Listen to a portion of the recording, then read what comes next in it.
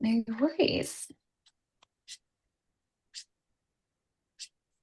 Morning, everyone. It's good to have you with us. I'm just getting everybody into the room. Perfect. It's good to see you. If you can pop those cameras on, it does make a big difference if we can see you in the room. Hi, Caroline. Good to see you. Um, Perfect. Amazing. Okay, I've just got a couple more settling. Awesome. Fab. I know we're waiting on a couple more people, but I'll kick things off as usual. So, welcome from HPMA. My name's Izzy. And as usual, I'll be here throughout the session to support with any technical needs you may have. So, if you do have any questions or queries, just drop me a note in the chat box and I'll get back to you as soon as possible. As you can see, the session today is being recorded, but we only share it with those of you who've actually attended the session. And you will be on mute when you enter the room. That's just to keep the audio clear, but feel free to come off mute, share your thoughts and ideas. These are interactive sessions, so we love to hear from you. We want you to get involved.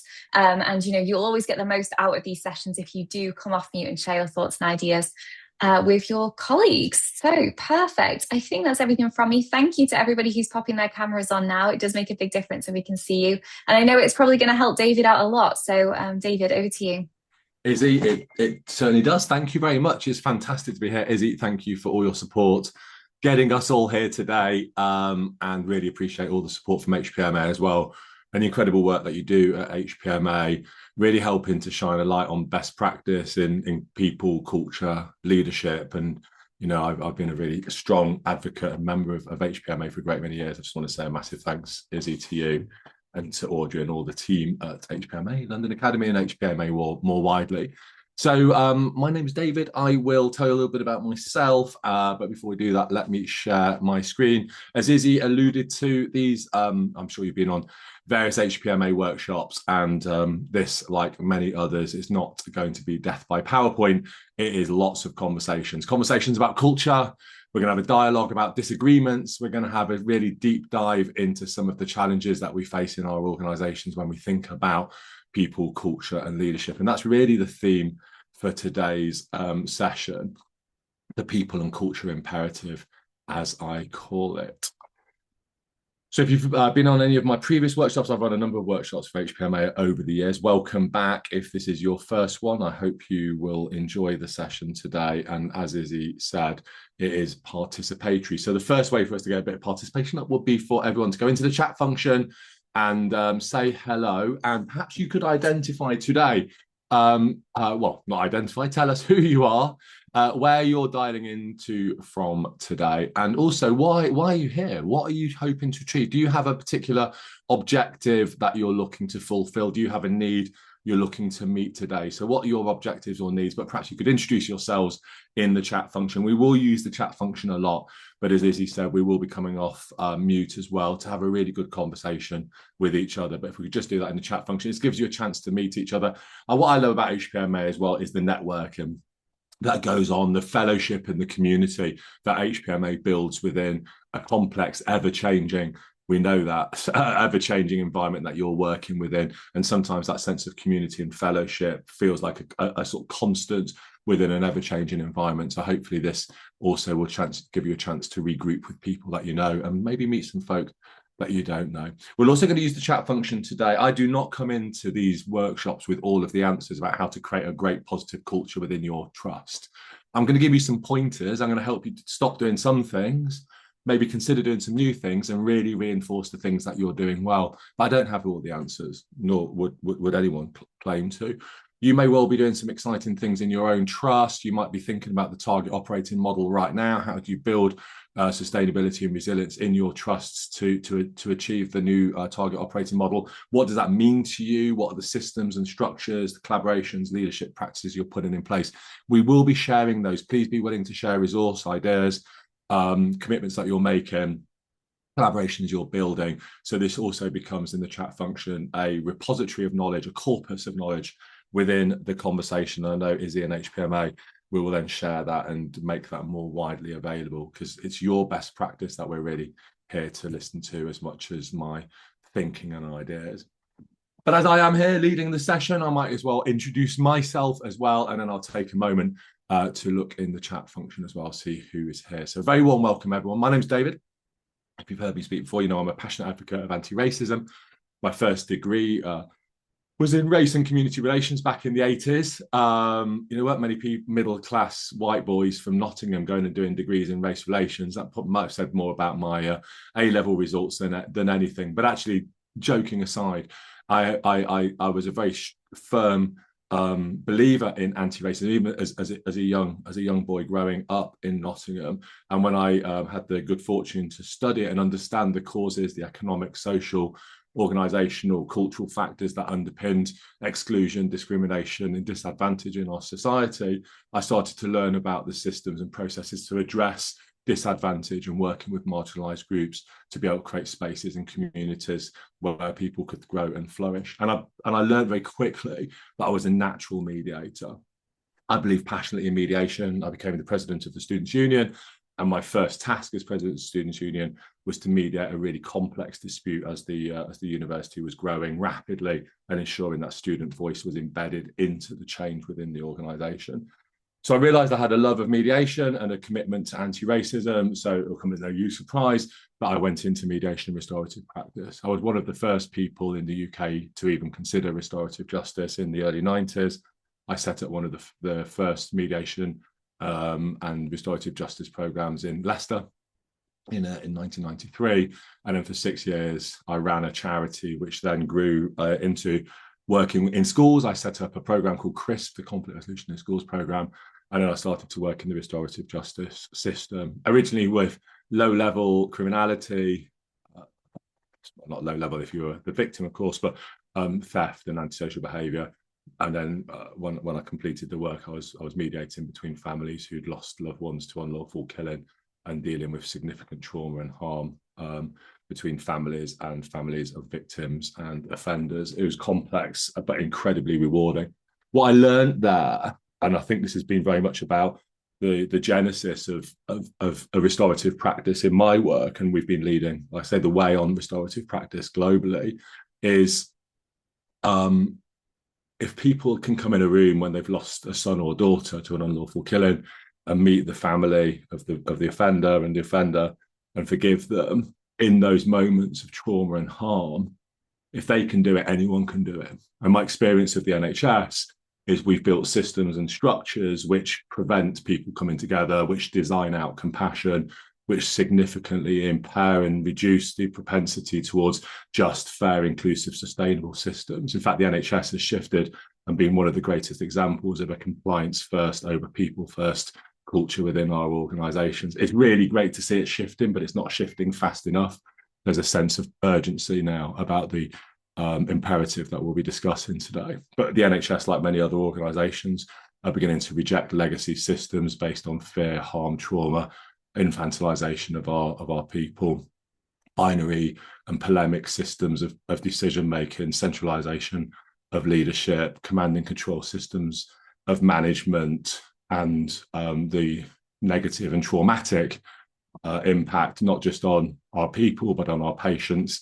And indeed, if we look at Joe Burrell's recent research, which I'll reference soon, it's also burning out and hollowing out the HR functions. One of the most important functions in our workplace is also being decimated because of its reliance on punitive, draconian, retributive, and binary systems of justice in our workplaces. So my last 25 years rather, I was working with organizations, is working in functions, leadership, management, and HR functions, helping to develop a people and culture first message. I established TCM in 2001, which June 2001, it's our 25th anniversary, is in June. I'm very excited. I'll be at the Festival of Work, if anyone's there, with the CIPD celebrating 25 years at the cutting edge of people, culture, and leadership. I've had 3 books published. My first book, Managing Conflict, was identified as one of the best books ever written on the subject. Dealt with some of our systems and processes for managing conflict, which I described broadly as woeful and inadequate. And I helped organizations rethink some of the systems, oftentimes by ripping out the destructive processes which have become embedded in workplaces, grievance procedures, disciplinary procedures, whistleblowing processes, performance management systems, which offered a mirage of justice, an illusion of fairness, and oftentimes the perception that we're all very busy doing something, causing enormous trauma, harm, and disadvantage to the people who they were indeed supposed to be supporting. I then went on to write a second book, Transformational Culture, and that book set out a very clear message to the leaders of our organizations about the culture that they could create within their organization if they put fairness, justice, inclusion, kindness, compassion, sustainability at the heart of the organizations.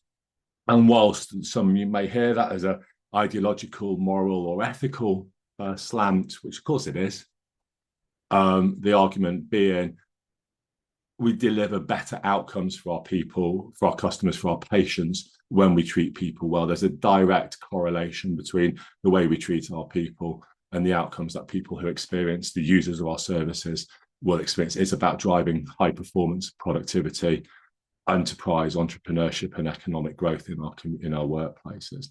My third book, which I have here, which I kind of is the framework for my books, which has got a lovely message from the wonderful Dave Ulrich, who I know very well, on the front cover, talking about the positive impact of this model, is a memo to the Chief People Officer. And the memo to the Chief People Officer is written through the lens of the Chief People Officer. I interviewed over 50 CPOs and CEOs when I was producing the book, and they're in the book, talking about a propulsion in our organizations towards people, culture, strategy, justice, and value, with leadership as the golden thread. And I will talk more about that because that provides the baseline of today's conversation. I'm the number one HR most influential thinker in the UK.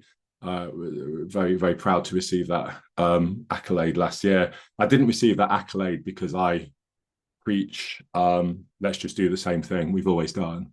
I am the HR most influential thinker because I actively seek to challenge and disrupt the way that we deliver HR systems, HR processes, which I've routinely described as transactional and reactive, and engender mistrust and suspicion within our workplaces and between the organisation and the people function.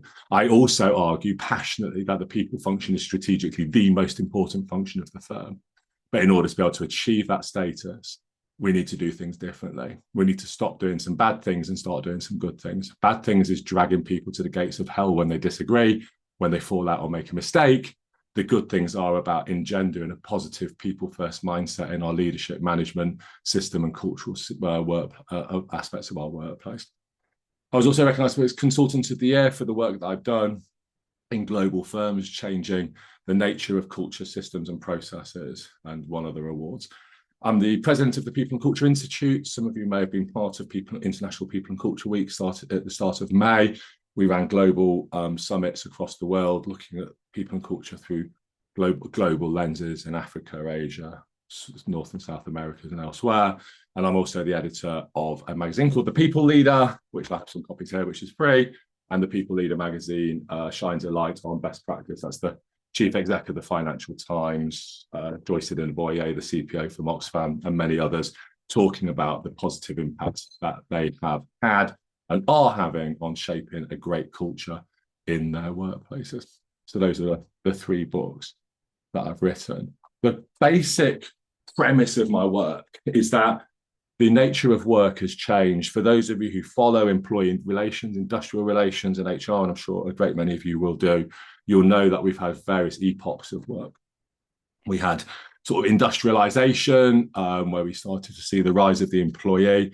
We started to see various aspects of workplace. We saw unitarist workplaces where there's a kind of state of perpetual conflict between the employee and the employer. And we often saw the employee in that state as a utilitarian perspective. Of course, that gave rise to sort of radical perspectives around Marxism, and radical perspectives where we started to see a challenge towards the status between the employee, the proletariat, the bourgeoisie, the organization's leaders. So we started to see a shift in the dynamic between the employer and the employee. We started to then move into a state of kind of collectivism or pluralism within our organizations. We started to see the rise of ED&I. We started to see this change in the way that we saw our organisations developed around multiple stakeholders in the NHS. You saw improving working lives develop. We saw the rise of HR systems, but in many organisations, we moved from a utility to a resource, human resource, but actually that was a code for human risk, and we introduced risk mitigation, compliance driven systems and processes to mitigate the risk. That's kind of legacy systems. We then started to see the employee as an asset. We talk about our employees as our best assets, but of course we depreciate assets as consumable functions in our workplaces. So the employees are not assets, they're human beings. So the concept of the employee as an asset represented a period of postmodernism, post the turn of the millennium, postmodernism. We saw the fractures within our workplaces, increasing complexity. We started to see financial and economic turbulence, the financial crash, austerity, Brexit, so on and so forth. We're moving into a new epoch of work. So we've had utility, the employee is a utility, the employee is a resource, the employee is a risk, the employee is an asset. All of the systems in our NHS organisations and elsewhere are designed to manage the employee in that way. This power is centralised. HR act as a function of management to mitigate the risk of the employee. That's not a pejorative, it's a fact. What we're seeing now is transformationalism and the emergence of transformationalism in an era of real significant change. The employee is now seen as a human being. In fact, in organizations, we're increasingly seeing the employee as a consumer. The employee is a consumer of systems, process, leadership, culture, people processes. There's a shift in the way that we think about the concept of work, and we're seeing that shift happening, and the NHS is really struggling to keep up with that shift. It's starting to think hard, how do we do this? But it's starting from a position of centralized power, command and control, hierarchy, and systems and processes which in themselves are designed to mitigate risk. So the NHS is really struggling with this. But there's some really exciting stuff happening within the NHS as it is within other organisations. We're seeing a shift away from HR as a transactional reactive system towards a people and culture enabler. We're seeing a movement away from command and control systems of management and leadership towards leadership defined as inclusive, servant and transformational. We will come back to this today. And we're seeing a shift from retributive justice, blame, shame, punish, parenthesis, destroying our employees as an unavoidable, inescapable byproduct of a justice model, which is about blame, shame, and punishment, towards a justice model which is compliant and procedurally robust, but which is also fair, just, and restorative in nature. Welcome to transformative justice. So these become the three corners of the transformational triangle, which underpin the new epoch of work transformationalism. This is all tied together as well with digital disruption, changing nature of workplaces, intergenerational conflicts, and real challenges that we're seeing within our organisations. The question we'll be asking ourselves today is, are we ready for the future of work? Because if we're not ready for the future of work, we are going to struggle. And today's workshop introduces us to the concept of the future of work, and it does so through the people first lens. And it's not that hard. But what it means is we need to start doing some things in our organisations to do those differently. So I deliver leadership training to the Army, the Advanced Army Development Programme. People often think that the Army is the best example of command and control, hierarchical decision-making. It is not. The NHS is, without any doubt. And I'm really fortunate to work with Army top command, and I'm bringing the Army into North London NHS Trust to do some learning from them, some benchmarking, but also so that organisation can start to work with the Army to understand how the Army decentralises decision-making and leadership within that organisation. So there's a big shift towards decentralisation of power, distributed leadership within our organisations, and the role that the people functions acts as an enabler and a facilitator in those systems. So TCM, as I said, has been going for 25 years. We build transformational cultures. These are cultures where fairness, justice, inclusion, sustainability, compassion, and kindness are embedded and underpin the principles of high performance, productivity, enterprise, and entrepreneurship. It's not a moral, ethical, or ideological perspective to treat people well at work. It's not a soft idea. It's not woo-woo. It's not fluffy.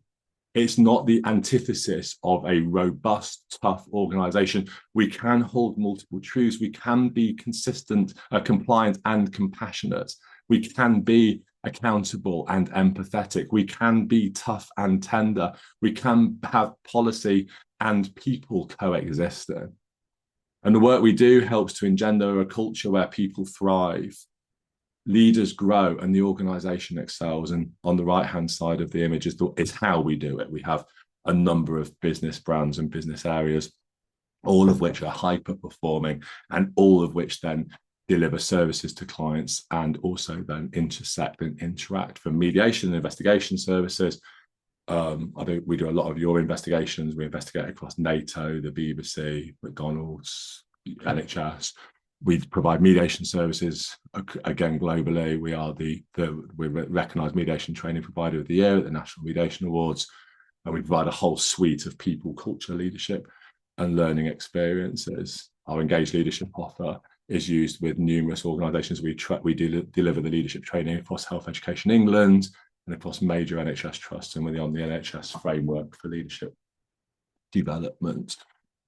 These are just some of the clients we've worked with, and I'll share some of the examples here. Some organisations we've won some great awards with: Burberry, Next, Army I've mentioned already. We work across NHS. We help to develop and shape the thinking around resolution approaches within the NHS, and our work has underpinned much of the practice the NHS has been developing. I'm actually up in Leeds in September running a workshop for 300 managers as part of, if it ever happens now, the integration between the NHS England and the Department for Health and Social Care. But I guess current situation is interesting where that might go. I am very inspired by the new NHS target operating model, by the way. I think that's really powerful. So today we'll talk about what I've learned about people, culture, and leadership after 30 years of doing this work. We'll look at how we can reduce harm and improve relationships. And it's an imperative for urgent change. It's not a nice to have. This is not a, oh, we'll come to this tomorrow kind of conversation. This is a we must do this now and today kind of conversation. We were just listening about sanctions being lifted on Russian oil this morning. The government would not have done that if they could not see a tsunami of economic challenges coming in this direction. We are the greatest ally to Ukraine. We have just lifted sanctions on Russian oil.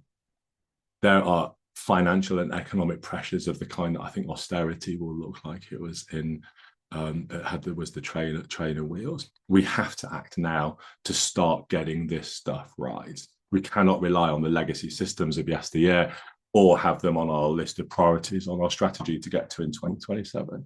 We have to start changing, and we have to start changing right now. And to do that, there are some simple changes we need to make.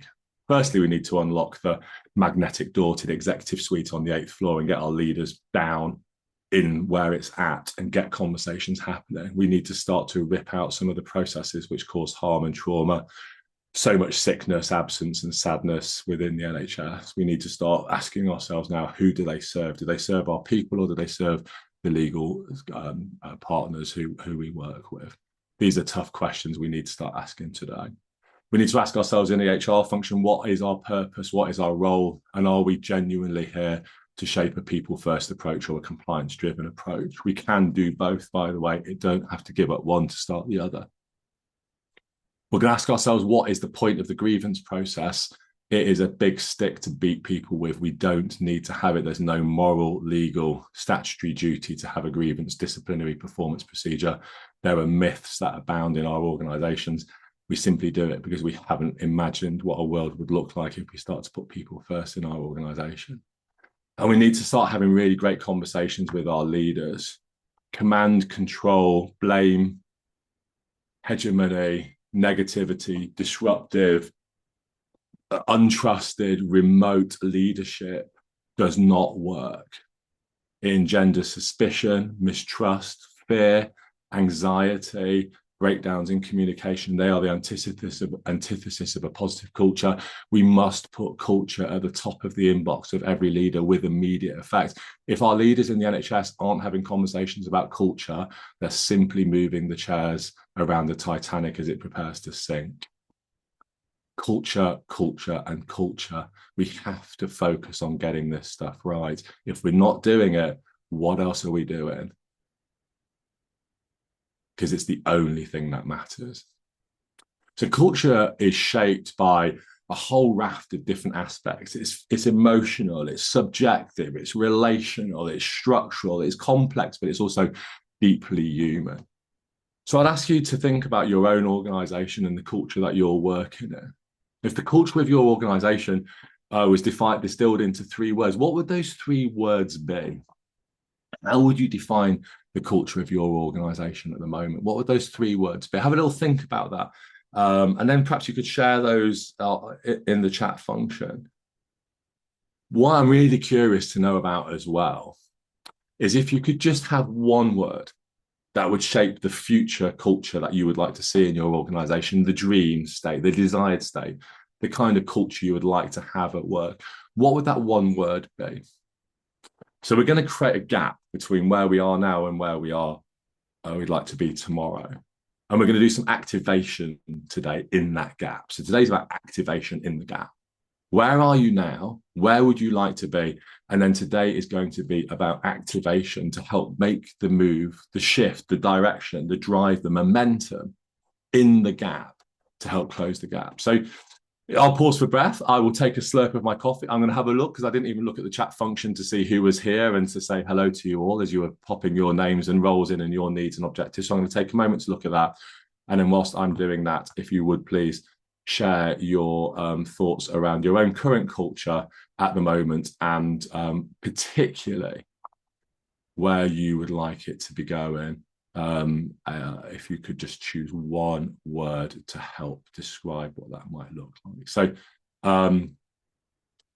amazing. We've got some. So welcome everybody. We've got a fantastic array of people from organizations, some of them whom I know and some of them I don't. So welcome one and all. It's great to have you all here today. So will we get a copy of the slides, Penny? I think that's very possible, Izzy. Just double checking. I can't see any problem with that. I would be delighted to share them with you. So I'll make sure that I share them with you over. Oh, yes, you've answered that one, Izzy, I can see in the chat function. So Penny, you've come straight back in again as well as your lovely question. Penny, you've got cohesive as your culture for tomorrow.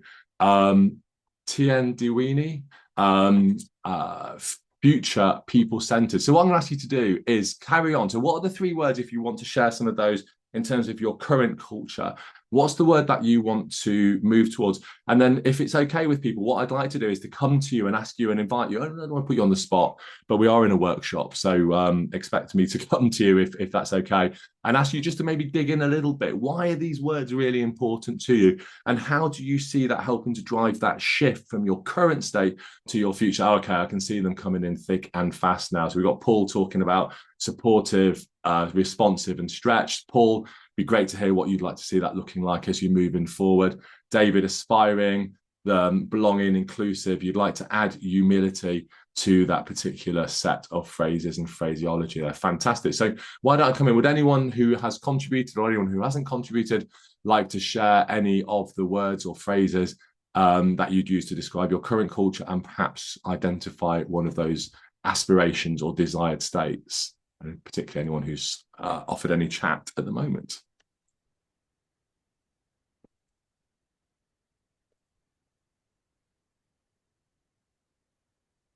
I'm happy to come in, David. Good morning. Amazing. Good morning. Thank you so much for this session. Honestly, within 5 minutes, I knew I was in the right place. Chatham House Rules. I'm in NHS England. I'm one of the deputy directors of business partnering. But I've chosen to exit as part of the massive exodus that's happening within NHS England. And part of that is I was in the system for about 20 years, well, maybe over 25 years, and went to the center thinking, right, I think I've done everything I can do in the system. Yeah. Let me experience arm's length body, and what better place to go to than NHS England, right? Because my perception was the people promises come out of there. Yeah. That's a fantastic thing. We get performance reviewed every month and we are held to account around that. you had the Dido Harding recommendations and all of that. So all of this great stuff that is moving in the direction that we want to go to, as you've described. Imagine my surprise to get there and find that none of that was happening, right?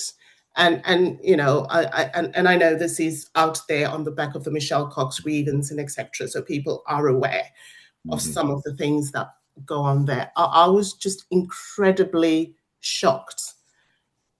And in my first 6 months, I wanted to exit. But then I thought, no, stay and see if you can make a difference. And 4 years on, I'm like, right, I'm off.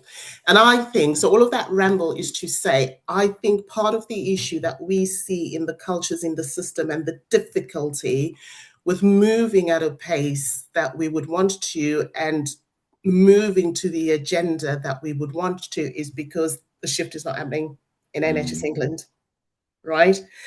So I sometimes see that when we have, say, for example, an individual, a dysfunctional exec team, and you are expecting and wanting help from an NHS England to move that, that's the behavior that's happening there, right?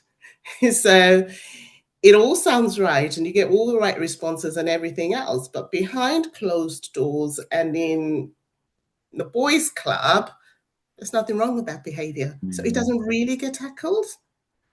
So I think a shift needs to happen at the top, not just at the grassroots levels. There is a fundamental shift that needs to happen. And I think this is what you were alluding to when you talked about our leaders and the need for them to move from that bureaucratic parenting, you know, you've got to be a member for a club or for a clique and all of that. And sometimes those clubs and cliques, the very entry into it is bad behaviors. Yeah. You know, that alpha male energy, that alpha male way of leading. Yeah. So it is incredible. It has been an incredible experience. And I'm moving forward thinking, okay, I need to get back to the grassroots and what can I bring to support that change and hold what I know about the centre, but not let it impact my desire and ability to help. Yeah.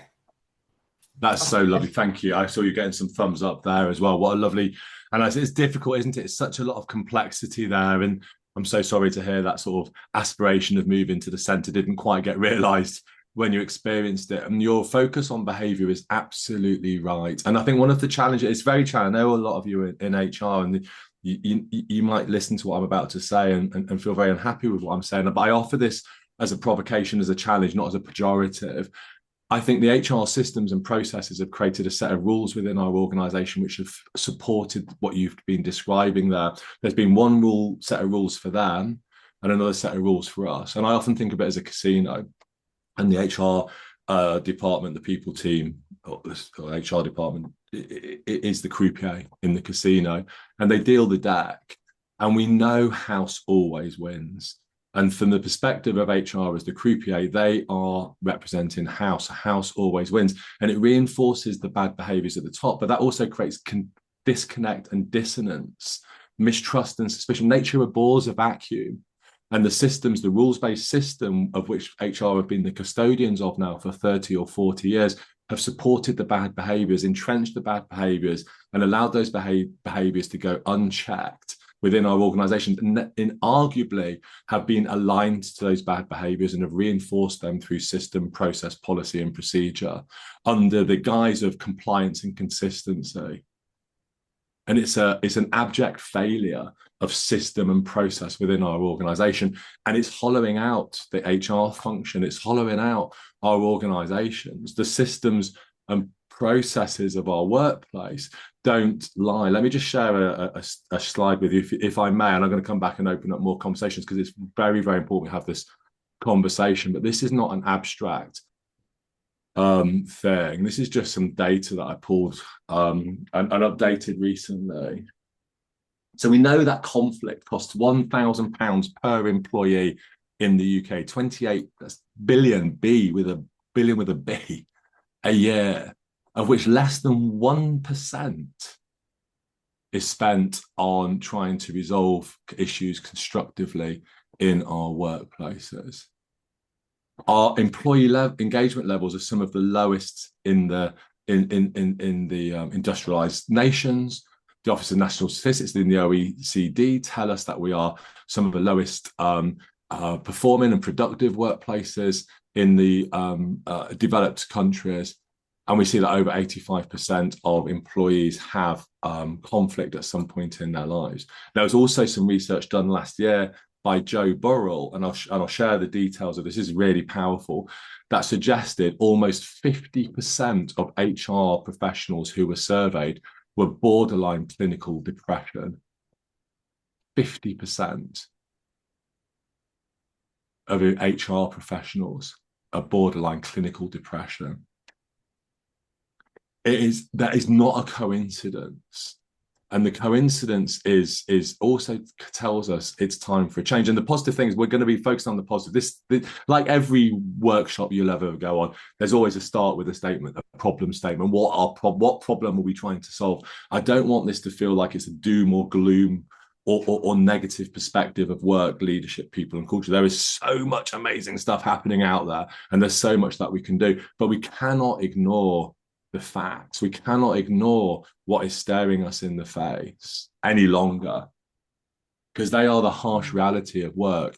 I was a keynote at the Health and Wellbeing Show in Birmingham in March, and I was talking about this, and a nurse came up to me, or an ex-nurse, if you ever had an ex-nurse, but she'd finished in her role, and she talked about having had breast cancer.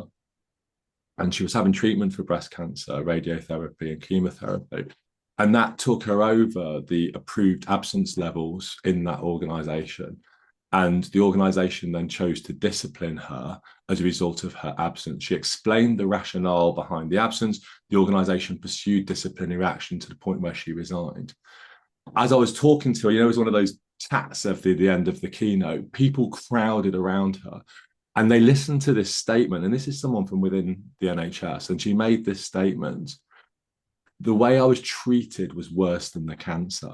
Now, I lost my mum to cancer just before Christmas, so I knew a little bit about it, and it was pretty emotional. This was in March. I was still grieving, and I still am. And this person described the way she was treated was worse than cancer. However, can we get to a position where someone says that? Now, it may have been for dramatic effect, it may have been an overstatement, but how can you ever utter those words? And how can we ever, when we're running our organizations, think for 1 second that is okay? And that the process, following process, sure you were, that's beyond acceptable. And I hear that story as a mediator of 30 years. I've been in your basements, those blood-splattered rooms that are down in there. It used to be the smoking rooms.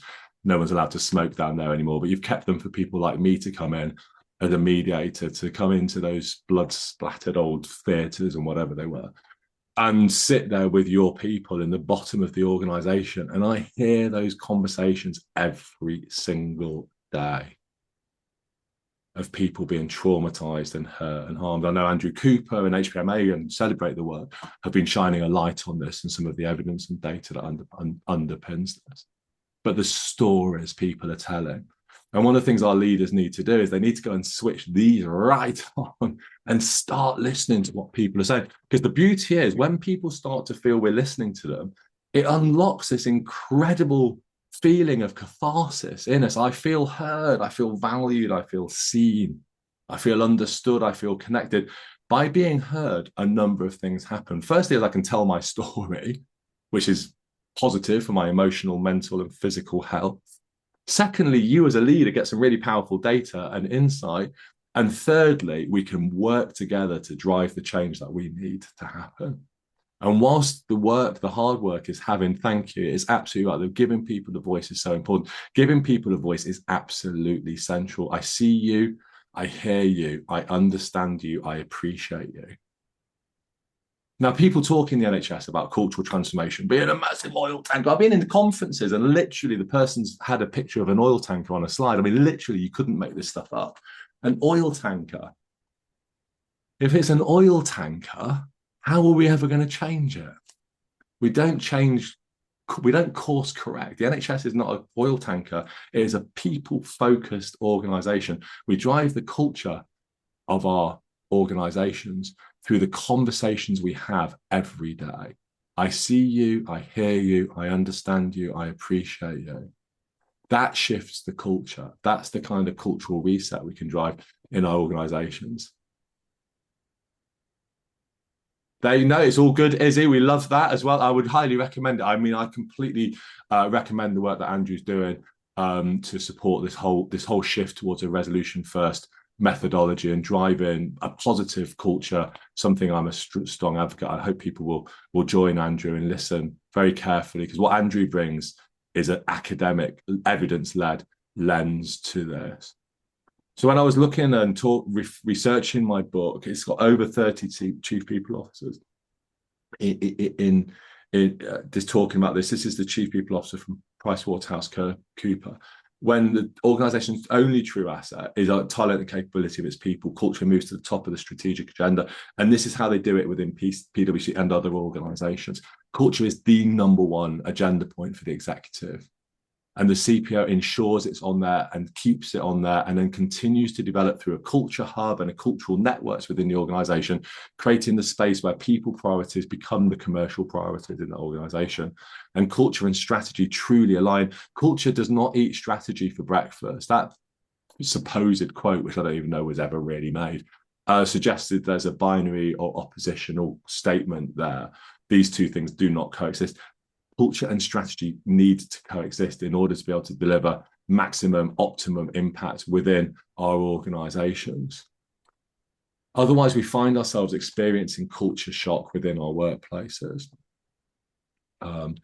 You mentioned Dido Harding's work. We know she did the analysis following the tragic suicide of Amin Abdullah. That was some time ago. She identified some significant shifts. And of course, Dido Harding's done a number of things since then through the pandemic and elsewhere. But the Amin Abdullah case, Imperial, was a groundbreaking and seminal moment where we could have seen a reset. Again, I use the words woeful and inadequate in the response. Okay, we might have seen a couple of changes on how we suspended people, so it was more people-centered. You know, that was not necessarily the best outcome from that. I think what Dido Harding did, and Michael Gibbons in the 2007 review of dispute resolution regulations and elsewhere, gave us a platform for real change. And if you've experienced culture shock, you'll know that it's a significant and harmful impact in terms of our organizations. We start to feel the slide and the decline in our organizations. And a toxic culture, when it becomes truly toxic, is 10 times more powerful in predicting whether someone will leave the organization and how much you pay them. You know, we've all heard the mantra, we leave the manager, we join the organization and leave our manager. You know, I think we join the organization and we leave the culture. I'm not sure it's the manager. I think the manager is a contributor to the culture, but we join the organization, we leave the culture. And this evidence here stacks it up and supports that what we're seeing is a bigness shift. But leaders who support conflict resolution and cultural transformation as a strategic priority deliver a direct impact on engagement, well-being, productivity, innovation, and stability. And these have to be the strategic drivers within the NHS. They're embedded within the people plan, within the people promise, rather. They're embedded within the target operating model. Yet when I go into boards and executives and have the conversations, the big conversation, the really big conversation of what are you really doing to make this work? And what are you really doing to align the corporate strategy and the people plan? What are you really doing to align your behaviors to the needs and motivations of the organization? What are you really doing to listen? What are you really doing to distribute power and authority? What are you really doing to shift the dial in terms of people, culture, and leadership? I've seen better strategies for ordering paper clips in many NHS organisations.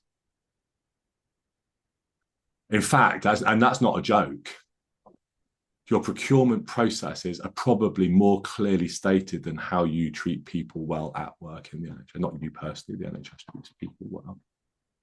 There's lots of kind of words and statements and posters and lanyards and so on and so forth. But does that trickle down to the felt experience of those people who are in our organisation? And is there a dashboard? And is there a system? You know, again, I've spoken. You've heard me say this before, Izzy. I've spoken at many HPMA events, and I lament the demise of improving working lives. Where did improving working lives go? If you were involved in the conversations that saw working lives sort of teeter along and then fall off a cliff, someone please tell me where it went. It was one of the best initiatives that the NHS had in terms of bringing people together and creating cross-functional, cohesive dialogue within the NHS through the IWL system, improving working lives movement. And in the absence of improving working lives, there is no single strict, clear, strategic narrative that aligns the needs and motivations of our workforce, the needs and motivations of our patients and their families and their carers, and the needs and motivations of our leadership within the organisation. I am on a one-person mission to bring back improving working lives. And I think improving working lives, a modern form of it, would be a culture hub. If any of you have a culture hub, or if any of you have a cross-functional group who are committed to building a strong, personal, people-centred culture, please do share on the chat, because I would love to hear from you. I would love to find out what you're doing and how you're doing it and the kind of impact it's having. Because if there's one thing, you know, there's a couple of things when I depart this mortal coil I'd like to have on my headstone. One of them would be, he helped people get a better night's sleep. I genuinely believe insomnia and people not sleeping is one of the biggest degradations in terms of our mental health and well-being. And that often comes when we're in conflict and disagreement and we're not seeing eye to eye, and it's stressful and it's horrible. And it's really, really kind of plays with our mind. And I genuinely believe if there's one thing I can do, it would be to help people sleep better in their beds at night. Genuinely, that's not hyperbole. The second thing would be, he brought back improving working lives. That would be something else I would really love to see happening, because it was such a powerful way of working. There's a new... okay, David. I mean, that's fantastic, David. I wasn't aware of that, so I'd be really interesting to hear. And obviously with the industrial unrest that's currently going on, particularly with the resident doctors, it'll be interesting to hear how that national improving working lives for resident doctors is making a difference. And also, David, if there's any links or resources that you're able to share or point us to, I would love to hear from you. And I'm sure we all would, and some of you may be familiar with it, but that I wasn't familiar with. David, thank you for sharing. Welcome, Annette. I hope you enjoy it. So let's stay on conflict, because this goes from my macro cultural transformation work into conflict resolution work. But you're going to see why I've done this in a moment. But and I'll make the connections between conflict, climate, and culture within our workplaces. But let's just do a little bit of thinking about conflicts. This is my background in restorative practices, you know. So here we have two parties, and they are absolutely going at it hammer and tongs, and they are not happy. They both want this orange, and they want this orange now. And I think if we don't intercede, we're going to see this thing bubbling up. And forgive me, it's going to turn into a bitter dispute. So anyway, that's terrible, but do forgive me. So we have a bitter dispute. How would you resolve the dispute for our two warring protagonists? Thoughts on a postcard or in the chat function would be probably even easier. How would you resolve this dispute for our two parties?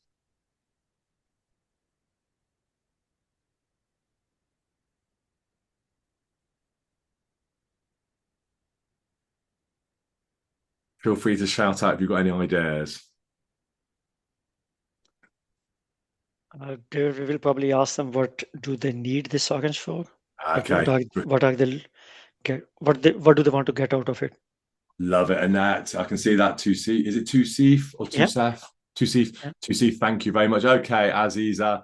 What they want. Okay, I love this. You've gone straight in. Advise that the body language from both isn't helping in the first instance. Pavan, thank you very much. So we're going to help them. So, David, thank you. I'm going to have a look at the link. Does one want the peel and one juice? K Bond, love that. Okay. If I can, I'll probably give them another orange, so each one has got one. Sahar, can I just say that's the old NHS approach for resolving issues, called throwing some money at the problem and hoping it goes away. If only we were able to buy more oranges, we'd go and do exactly that. So some of the answers I've heard in the past, Sahar, is yours. Let's go and find another orange. Sometimes it's an alternative. Perhaps one could have a melon, one could have the orange. I've heard it cut in half, the judgment of Solomon. I've heard toys being tossed. I've heard people having paper, scissors, stone, an argument. And my favorite solution is I have the orange. I take it, and then there's no one arguing. And of course, I've got 3 kids. That's my favorite solution at home. But it wouldn't be a workshop without two pyramids on a slide. Now, why am I talking about this? I'm going to talk about the connection between how we disagree well at work and how we create positive workplace cultures. So, although we've got a lot of mediators and coaches and restorative thinking colleagues here on our workshop today, because you led with curiosity. So we know that the 2 positions that the parties have adopted are potentially aggressive, they're confrontational, they're positional, they appear to be dispersed. The zonk is the zone of negative conflict. Now, my experience is we can spend a lot of time in that zonk: grievances, disagreements, battles, falling outs, in the trenches, really having that almost like a warlike zone. But leading with curiosity, why do you want the orange? Well, I would like the orange because I've got a sore throat and I've got a presentation that I'm doing, and it will help me to present more clearly. And the other person says, well, I need the orange, or I would like the orange because I've got a birthday party coming up and I would like the rind to be able to bake a cake. Okay, well, this sounds fascinating. So we've now, by being curious, we haven't asked them to take out a grievance. We didn't say go and take loads of notes. We didn't ask them to look at the ACAS code to see if they meet the statutory description on X, Y, or Z. We asked them with curiosity, what's important to you and why? So tell me more about the juice. Yeah, we've got a presentation. We've been put at risk. We've got a recruitment consultant coming in. We've got a presentation to do. I hate presenting anyway, and I need the juice really to help me keep gainful employment. And, quite frankly, I can't afford to go into the labour market, certainly not the labour market as it is at the moment. And the other person, well, actually, I've been through the same. I too need gainful employment. I know what that feels like. If there's anything I can do to help you on your job search, then I'll be very happy to help you prepare for the presentation. And my need is probably not as great, but we've got Granny's 90th coming up this weekend. I need the rind from the orange in order to be able to bake a nice cake for Granny. We've got family coming all over from all over to celebrate. She's not been well, so it's a real celebration of her life. So really excited to be doing this. And the other person says, well, actually, I forgot about my granny in the rest home that she lives in the New Forest, and I need to go and see her sometimes. I too need belonging and connection and family. And in that space is the ZOPA, the zone of possible agreement. Now, that's my work as a restorative practitioner and a mediator, is help the parties move to a certain area of convergence. The good news is there's always convergence if we are willing to look for it and try and find it. There is always a ZOPA. And often when we go into a dispute or conflict state within our organizations, we assume the parties will not be able to seek common ground and compromise. There's always a ZOPA. The need to be heard, to be valued, to be trusted, to be treated with respect, to be treated with dignity, to be given the resources and the help that I need to be able to do my job effectively, to be given feedback in the moment, to be treated as a human being. These are needs that it doesn't matter whether you're the CFO or a person who comes in at lunchtime to grill the sausages in the canteen. It doesn't matter. You have those shared human needs. And until we focus on that shared sense of human need and convergence of need and humanity, we will forever work within the zonk. And in the zonk, we perceive risk. So if we're moving from a risk to a compliance to a people-first approach or resolution-oriented approach, we need first to change our assumption that everything has to be locked into a positional conflict in the zonk. And of course, not everything can operate as a ZOPA. The manager might need their objectives and key results or KPIs to be achieved. The employee doesn't perform effectively.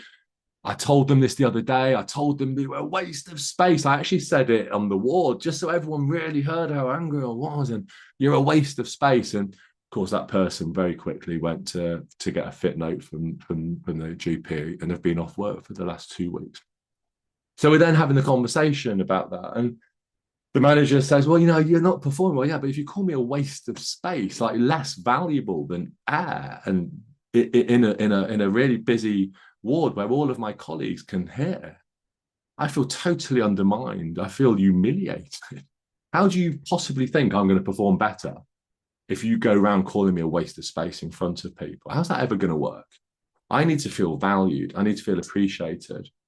And the manager said, well, I never thought about that. I never thought about the impact of that. I just wanted people to know I was frustrated. I hear your frustration, says the employee, but you can't speak to me like I need to be told in respectful way. I need there to be a safe space, an opportunity for us to have the conversation safely and honestly with respect and openness. But I respect your feedback. You're my man. I want you to feedback to me. So in that case, the manager wants to have their targets achieved. They're not going to have their targets achieved by going around calling their employees wastes of space in the ward. By sitting and having a conversation and saying thank you and appreciating and giving feedback, the employee feels heard and valued and supported. They work a bit harder. They help the manager to achieve their objectives and key results. There is a complementarism within that system.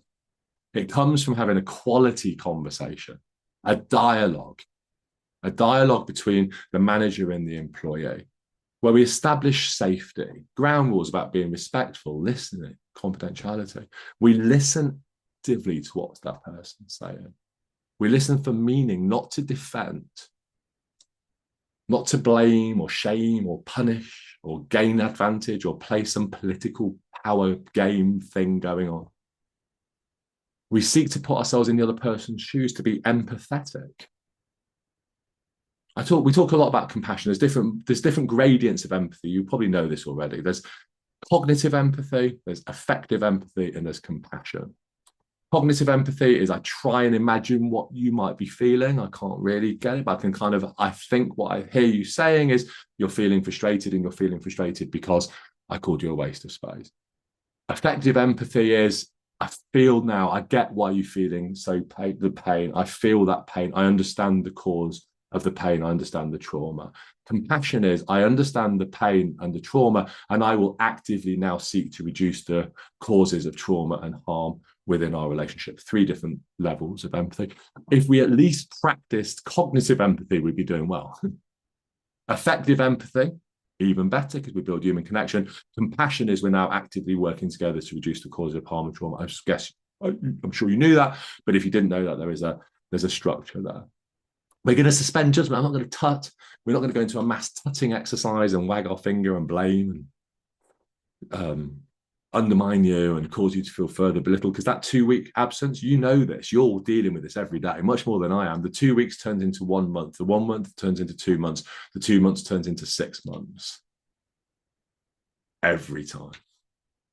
We need to do everything we can to protect the self-esteem of the other and to protect the relationship between ourselves.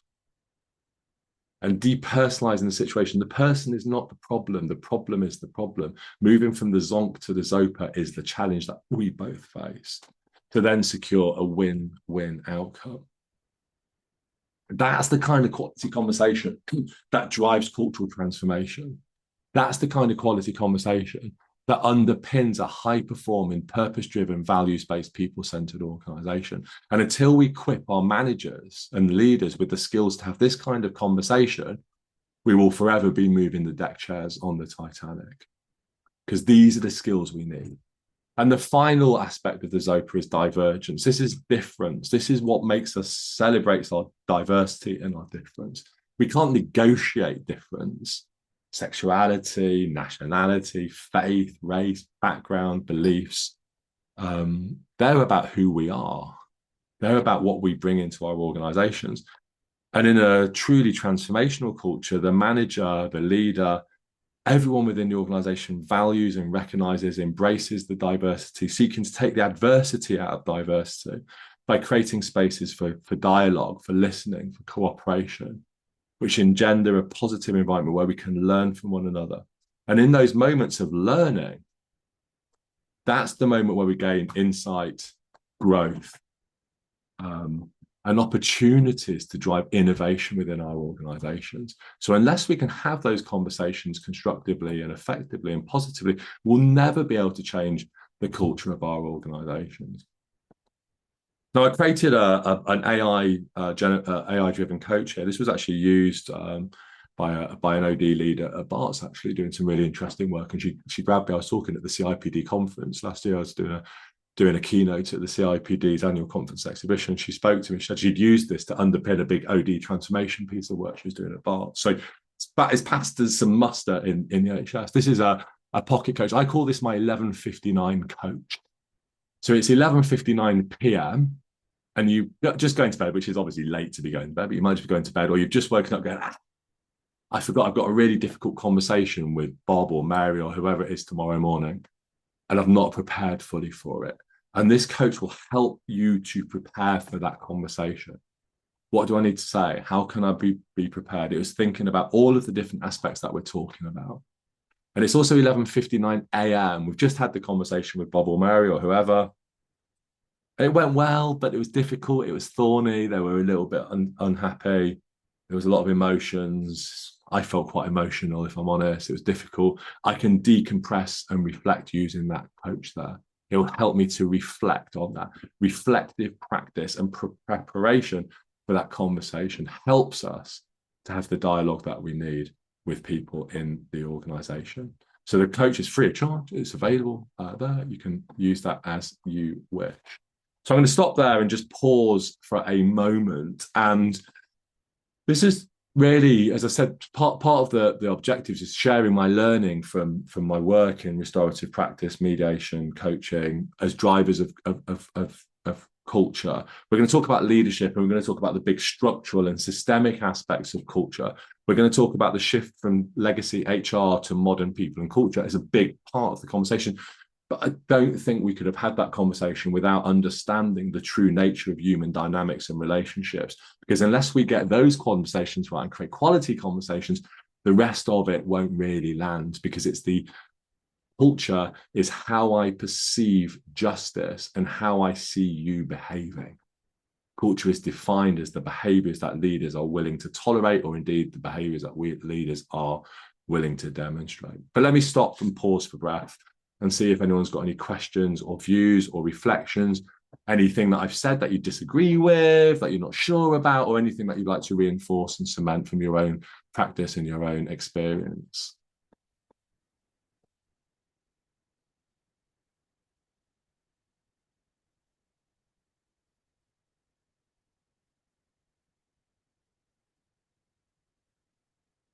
Just reading the chat there as well. So yeah, I saw Paul, you got the same as well with the peel and the juice. Well done. There is a prize at the end of the it's not for getting that answer right, is it, Izzy? But I think it's for filling in the feedback form. But there is a prize. You're going to win a copy of my book, People and Culture. So if it was a prize for that, those people who got the answer right, you'd have got it. But unfortunately, there is another prize. Frankie, I love what you're saying here. I'll provide a safe space for them to sit and listen to each other's perspectives. It's so important. Listening. I've gone into NHS organisations and many others, and I look at the competency frameworks for managers. Oftentimes they're so out of date, it's horrendous, and really they're giving managers the wrong tools. But other times they're so complicated.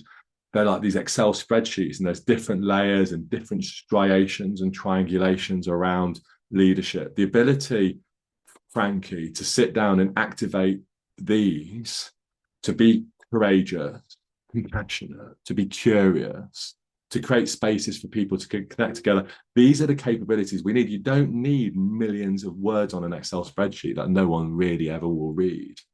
We just need to activate the ability for our managers to be curious, to ask the question, why do you need the orange? And you all asked that question and came forward with it. The question I would throw back to create an activation is, how will you embed that curiosity and that desire to understand from others? So Frankie, that you're able then to create those spaces where managers can do that, because managers are fearful about those conversations. They're worried about having them. And I see within our management lines and line management and leadership, two cultural norms within our organizations, not just across health and social care, but across the UK more widely. Extensive inaction and expensive overreaction. And Frankie, what you're talking about is action. The question is, what can we do to create the space for that action to happen? So we sit and listen. Wow, we can change the world when we start to do that. But the bad news is it just isn't normalized within line management. In fact, when line managers sit and listen and it gets a bit difficult, we crush the line manager. And every line manager's got a story of being alleged to be bullying or this or that or the other. They've been suspended because it got really difficult, and the employer, and they've had to explain to their children why they're not going to work. And it's one of the most career crushing, defining moments of their lives. And every manager's got a story or a friend who's gone through that. And I run an investigation business, as I said at the start of the conversation. So I investigate really serious and complex cases, the kind of work where people will and potentially do lose their jobs. And I know, having investigated and got a team of investigators, it's really difficult to prove culpability based on inaction. So the failure, it's not impossible, but it's much harder. So if I, as a manager, say and do nothing, it's harder to prove that I'm culpable for whatever happens next than I, as a manager, say or do something, because you can prove there's an audit trail and culpability. We teach our managers, we teach them, we train them to say nothing and do nothing. And then we value it and we actively reward it. Say nothing, do nothing. I talk about my story from the from Health and Wellbeing Show. How can we get to that point? So, Frankie, I mean, you've got Frankie. I don't suspect, Frankie, when you put that in, you're going to generate that level of conversation. But it's so important what you were saying there, Frankie. So thank you so much for that. Izzy, it's 10:36. I'm going to move into the next stage around leadership and culture and systems and processes and people and culture. Izzy, should we just take a 5-minute comfort break and let people stretch their legs, reflect on what we've heard and thought about? And then if we can, it's 10:36. So, I mean, 5 minutes probably isn't quite long enough to put the kettle on and make a cup of tea. So if we could be back in at 10:45, I will start at 10:45 promptly. So if you could be back at 10:45 prompt, and then we're going to run through. Now, I will finish at 12 today. I hope that's okay with everyone. So we will have a stop at 12 o'clock. And by then we'd have covered some really cool areas and hopefully some really interesting areas. But let's take a little comfort break, and I'll see everyone back here at 10:45 and come in with lots of...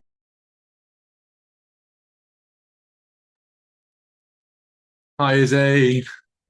Hi, David. Perfect. Hopefully that's everybody coming back. Everyone coming back in. Yeah, if you can pop your cameras back on or just give us a thumbs up, that would be grand. Awesome. Fabulous. Back over to you, David. That's lovely. Thank you very, very much indeed. So, what shall we look at now? So what I'd like to do is to start to think about management and leadership. It's such an important aspect of building a strong people and culture, sort of imperative within our workplaces. And leadership acts as the golden thread that connects people, culture, strategy, and justice. So we're going to move into the people and culture domain, the operating model, people, culture, strategy, justice. But we're going to start off by a conversation around leadership. Now, some people say that the fish rots from the head. I've never really subscribed to that worldview, because I think there's a lot more to leadership than to culture than simply the role that our leaders play. But one cannot understate the important role that leaders play in helping to shape a positive culture in our organizations and helping to create a truly transformational culture. I do think there's a culture. I think there's a number of cultures that I see in our organizations. I've talked about extensive inaction and expensive overreaction. I think that's very, very costly on both levels. I think we need action in the middle, which we'll talk about. I see a culture of mass tutting exercises. We love a bit of tutting at work. I hear a lot of tutting. It echoes around the corridors of many, many organizations. We have mass tutting exercises.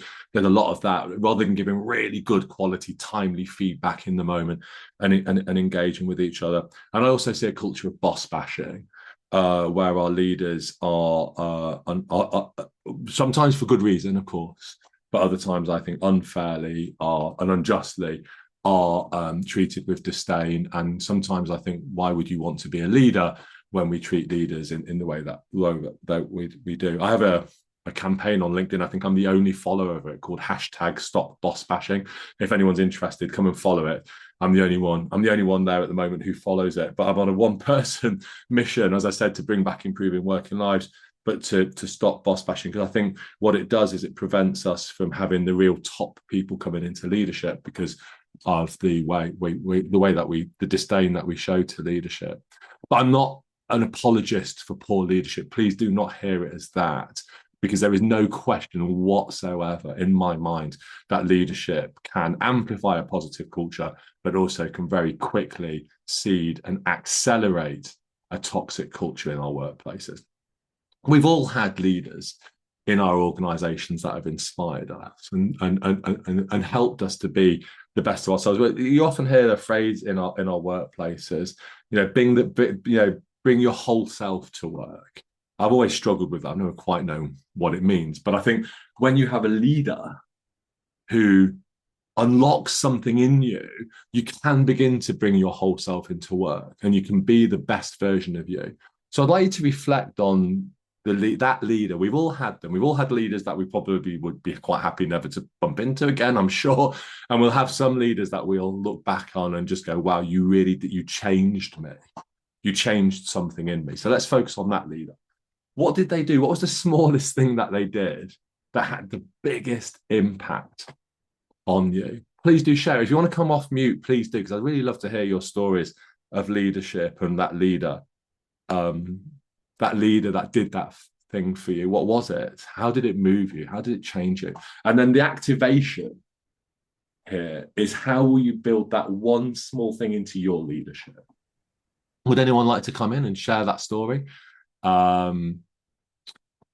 Makwan G, I don't know if you wanted to give time and listen. I mean, it's so powerful. I'm going to start with yourself just because you started us off. Oh, we got trust and belief from K Bond as well. So, Sheila, I can see your hands up there. Let's go to you. Yeah, I just wanted to share, and like I say, it was a very small thing for me. I transitioned from a manager who was very regimental in terms of start and finish times. And I think that whilst obviously we started and finished at 5, it engendered almost a time to rule culture. Yeah. As opposed to a developing culture. We then transitioned to a new line manager. And my daughter had an accident, a minor accident, but she needed surgery. And she had to have a surgery on the 31st of March. And as you know, our annual leave is already used up. And I thought, crikey, what am I going to do then? And I said to her, I'll take some special leave to go up to town with her for surgery. And she said, why are you asking me? I trust you to do what you need to do. And I know you will work the time back and you've put in the effort. And that for me was the shift and the trust that she had in me already, that she knew I delivered. She knew I wouldn't be obviously taken advantage. And I think going forward, it wasn't just me. I think the whole team felt more that we were trusted to do our job.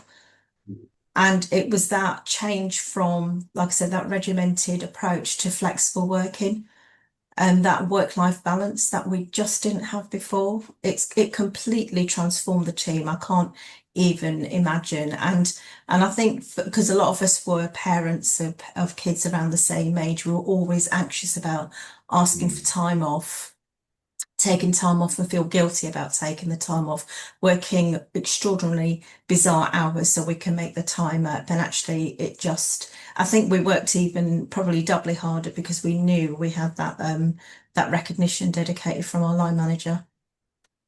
Wow, Sheila, what I love it. And how's your daughter now? Is she okay? Oh yeah, this was years ago. This was wasn't this March? Okay. No. Good. Well, do you know there's a word there, and I think the word's come up a couple of times in the chat function. I don't know if you've seen that. Trust. There's an old-fashioned term. There's a few old-fashioned terms I love, and I kind of bring them back a little bit. Fellowship. I love that word. I love the idea of fellowship at work and the bringing people together. And I think, after the May the 7th local elections and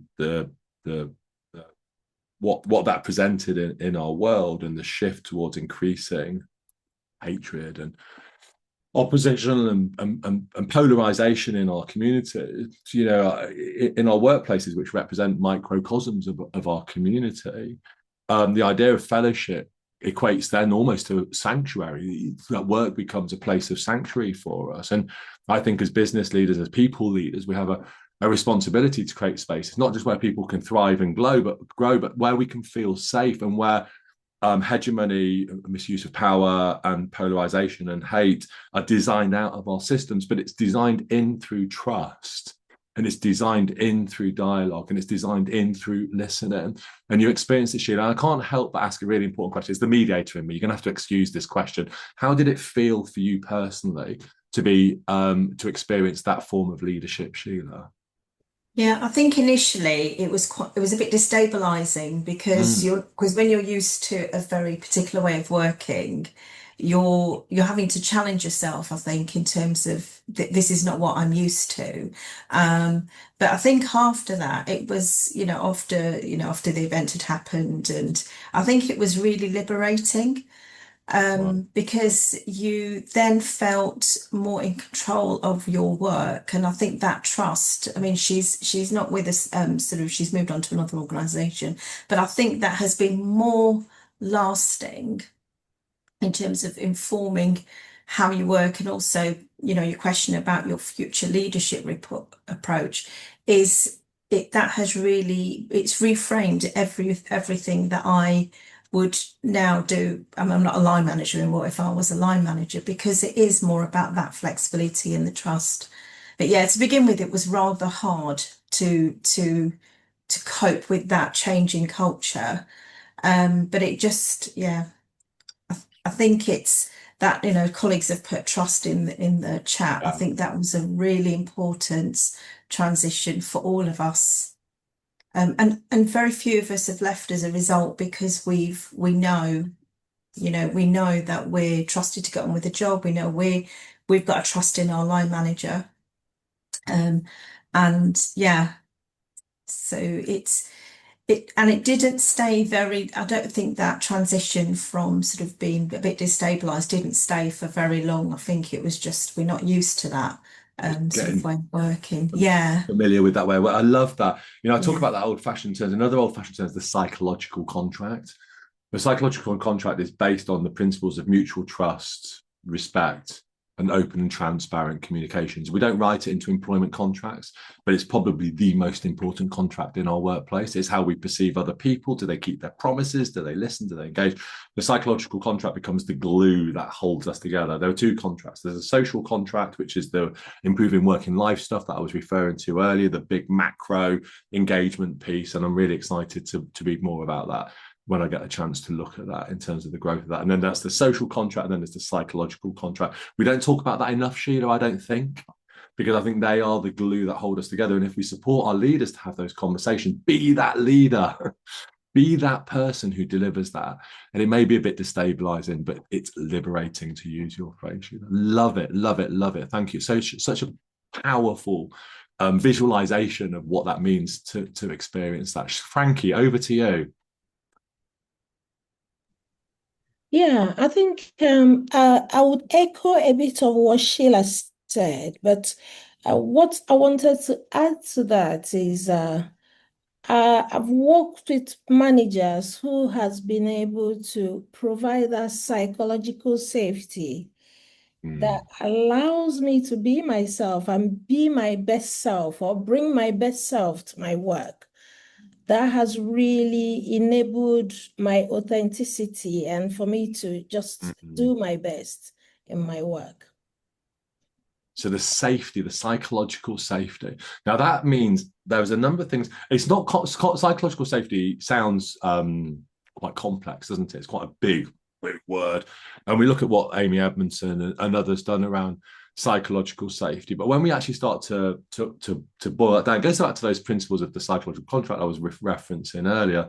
So it starts with listening, but it's also having some guardrails in. So I'll be respectful that the conversation, if it's a busy ward, we'll find somewhere to go and have I know it's hard finding space in the NHS. It's always one of the big challenges if you've got a handover, which is going to be a bit acrimonious. Go and find somewhere to have that conversation. I know it's difficult, but let's stay in our idealistic view of the world at the moment. Let's find somewhere quiet where we can have that conversation. Let's listen, be curious, ask questions, seek to understand before I seek to judge, seek to gain meaning before I seek to offer my position. So those are the kind of principles of psychological safety that then allows us to have an open, and to use your word, Frankie, because I thought it was so powerful, authentic conversation. An open and honest and authentic conversation. Fantastic, thank you. I'm going to come to the question now. So it's interesting regarding psychological culture. I wonder what happens where there is a disconnect in expectations, and therefore in that, does it even exist other than as an abstract? No. In fact, it's a really great question. It always exists. So if there's a disconnect, that further perpetuates the psychological contract, or a breaking of it. So if there's a breaking, Fenjue, I don't know if I've pronounced that name, Fenjue, and I'd love to hear you, if you wanted to come in and share your thoughts on this. Fenjue, you've asked a little bit about the disconnect. Do you remember I showed the orange exercise and the two pyramids and the positional bargaining at the top and the dissonance that exists in the zong? Yeah. And then we started to move down there, Fenjue, into those aligned needs to the Zopa, but you've come off mute, so I'm going to hand over to you. I'm trying desperately not to derail the conversation, because as you can expect, I'm in a very reflective mood with everything that's going on with me and the decisions I make. But I was just listening to you talk about the psychological contract, and I started musing and wondering in my head about, well, at what point does one set expectations as an individual with regards psychologically contracting with the organization, i.e. having expectations that this is how I would expect X organization to treat me as you described. Yes. And then I asked myself, because it's psychological, so it's all going on in there, is there ever a time when it becomes explicit, and therefore there's an opportunity to check my expectations against reality? And therefore, what happens when you suddenly realize? So if that happens and you've already accepted the position and you're working and you're suddenly realizing, hang on, this is not what I signed up for, so I'm now going to test it. So hence is it just an abstract in the first place? Is it based on assumptions that inform my expectations that without testing, well, then they're just assumptions, aren't they?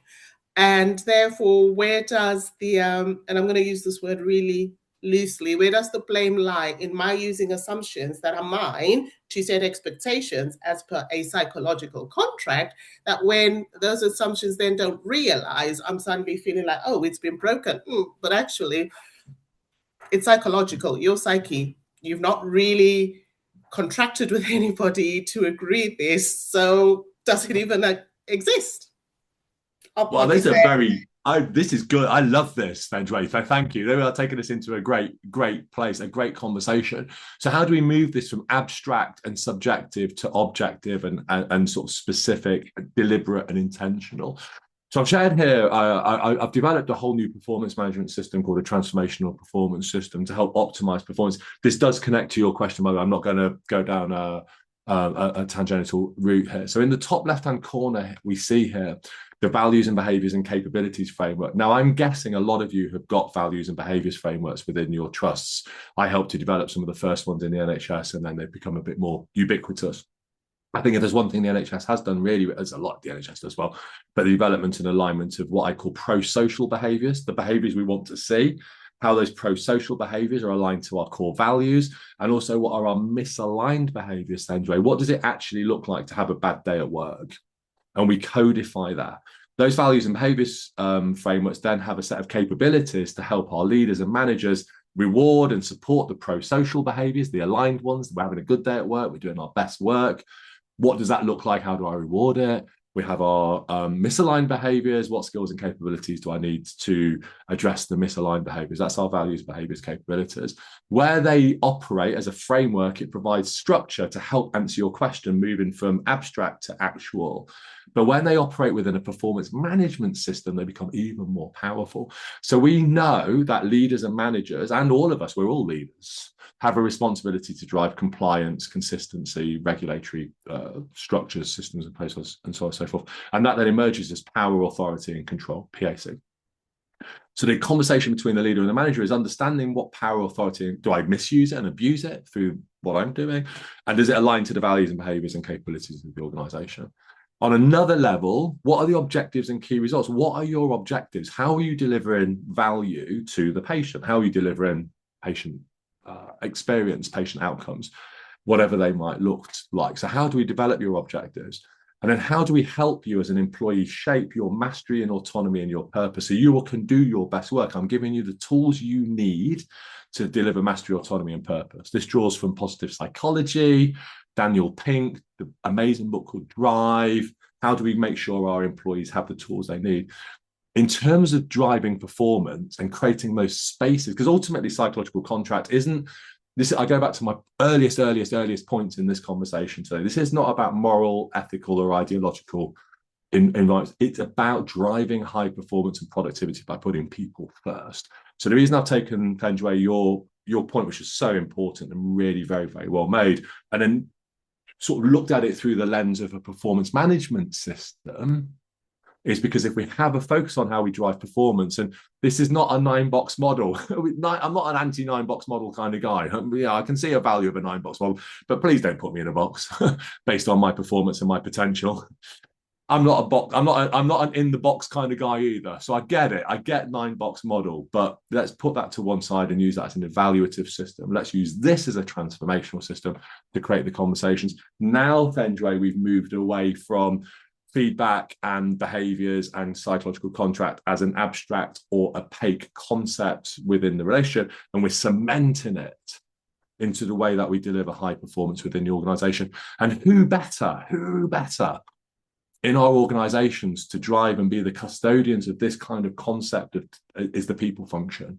Imagine the people function enabling this: coaching skills, feedback in the moment, negotiation, influencing, ladders of influence, all of the stuff that we need for our people to have. The people function can mobilize high performance because they create the environment where this stuff happens every single day of the week, not at some tired, boring, dreary TDR meeting once a year where we sit down and discuss things that no one literally can remember for whatever reason.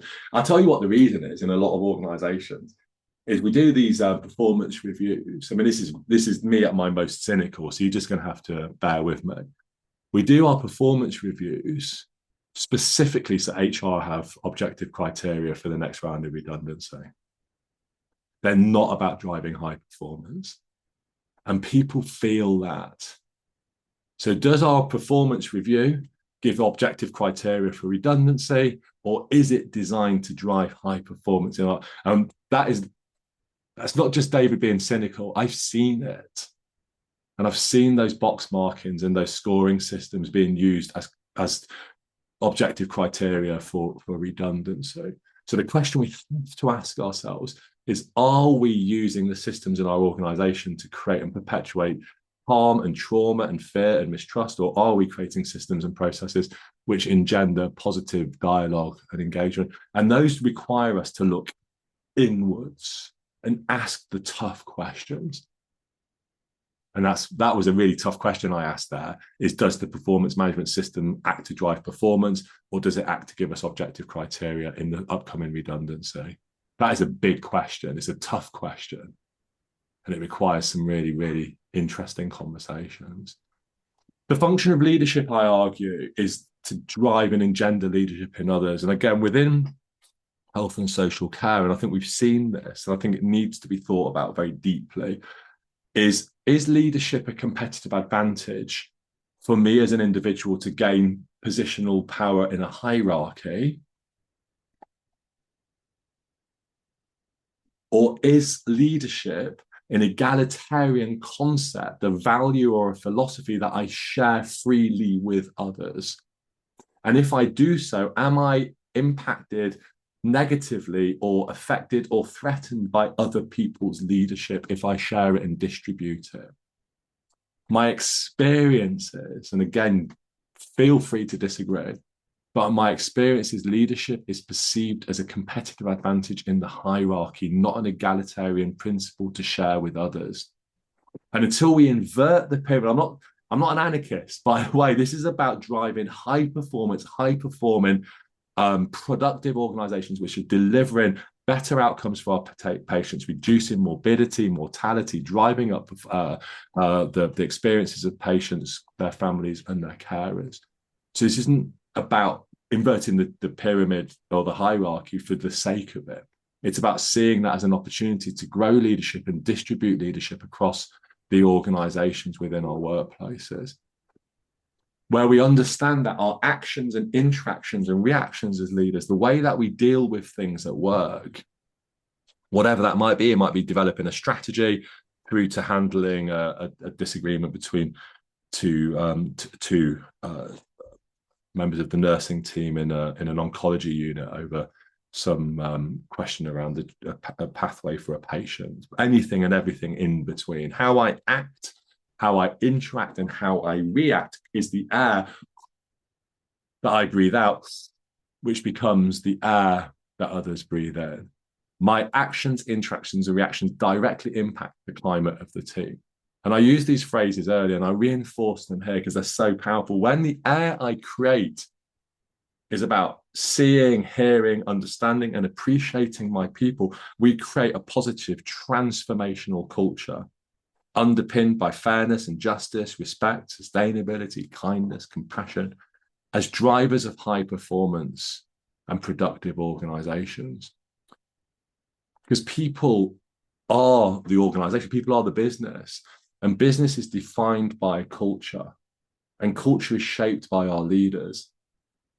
And when we start to see leaders at a board and executive level embracing that and putting leadership, culture, people at the top of their agenda, those are the organizations which will thrive and flourish. And what I mean by that is they will attract the top talent, they will retain the top talent. As we've heard, they will liberate the top talent, and they will trust the top talent. They will drive high performance and productivity. And they will demonstrate these 7 superpowers. They don't, as I said, we don't need complex leadership capability frameworks. We're overcomplicating things. We're making it all just too difficult to do. If we do these 7 things a bit better, you can scrap everything else.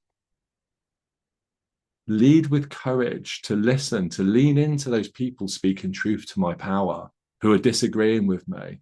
They're not agitators. They're not disruptors. They're not bad people. People don't come to work to do a bad job. They've got something they want to say. Let's have the courage to listen to them. Let's have the courage to give them a jolly good listening to. Let's look at what you need. We've done that already. Let's look at what the organization needs. Can we create an alignment and convergence between the needs of the organization and the needs of the workforce? When we do that at scale and at pace, you build a momentum, a mobilize, a momentum of common purpose, which is an unstoppable force. And this used to be the case in the NHS. It still is. And there's still this commitment to delivering patient outcomes. You know, I'd be mediating with a surgical team or a clinical team, and they were in a right mess. But all of them, every single one of them was there because they wanted to deliver better outcomes for patients. It was a common purpose. Even that feels like it's thinning out and is a little bit got holes in it. But that used to be the common purpose. We need a sense of common purpose within the NHS. What are we all here to try and do, and how are we doing it? I do think the target operating model gives one. I do believe that. I think it gives an opportunity to reset a common purpose. Communication constantly turned on. I talked about that earlier, the way that we give performance feedback and conversations. Leading with compassion, seeking to understand the needs of others and remove the cause of trauma and harm. Leading with curiosity, as all of you did when we did our orange exercise. Why do you need it? What's going on for you? How do you feel? One of the F words of work. How do you feel? There's a lot of F words. feelings, fear, fissures, frictions, fights, falling outs, failure. How do we deal with all of those? You can see I love to alliterate, by the way, F words, and here we have lots of Cs. How do we build connection? And I'm talking at a keynote, I'm doing a keynote rather at a conference, the UK Mediation Conference, about reducing silos. How do we build as leaders connection across the organisation? The NHS is one of the most siloed sectors I've ever worked with. And one of the leadership challenges is how do we work across silos? Silos are shadow cultures. Silos are symptoms of unresolved conflict that's gone before. So in order to be able to address silos and functional divisional disconnect, how do we build connections? As leaders, we need to start building those spaces for collaboration. I'll go back to my earlier point about cross-functional working. I go back to my earlier point about the social contract. And when we bring that in and we seek those areas for collaboration and co-working, those are the tools that we need to drive positive workplace cultures. So I'd ask you to, and invite you, obviously we're not in a room, so it might be more difficult to discuss with a partner, but what I'd invite you to do is to think about one of the 7 Cs. Is there one that really speaks to you? One maybe that you wish you did more of, or that you really like doing and you want to amplify, whatever the reason is, choose one of those 7 Cs. Why does it matter with you? And I guess the question I would ask in the chat function, again, feel free to come off the mute if you wish to, is what will you do to bring that C to life? What will you do? How will you activate that in order to be able to do more of it or start doing it? So, or help to engender that within your work. I'll pause there and see if there's any sort of reflections on those. And Penny, did I see your hand go up? Yeah. Penny, come straight to you. Hi, David. Hi. Yeah, really interesting session. It links to the comment I made in the chat. It's really about the common purpose. Because common purpose is a bit like common sense. It should be called rare sense sometimes.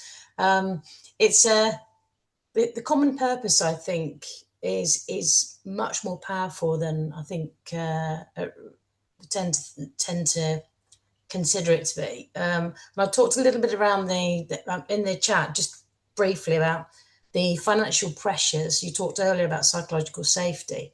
When we think about the external impacts that our exec are also under, trying to bring that common purpose through leadership and culture is a real challenge when things become so personal.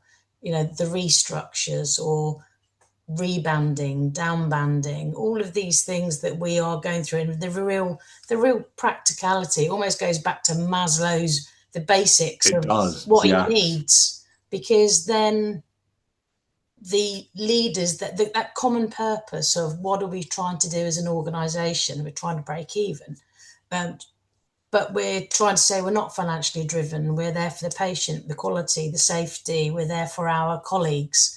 So I think it's a really big, we need to unlock that, because if we can do that with everything we talked about, with integrity, and we'll try and I've got a real dislike for jargon and buzzwords, because I think if we can make it a good communication, to me, is if the person you're communicating with or the people actually understand what you're saying. And it's about sort of really bringing it home and saying, right, okay, what matters to some of these people? There's no point talking to some of the people about some of the structure and the strategy. Because some of the guys just not interested. They're not engaged. They're not interested. So what is the common purpose? So what does it mean for me? And I think that is probably one of the big, of your 7 Cs for me. Common purpose is absolutely key. I don't want to take up the time. I'm sure other people will want to discuss as well.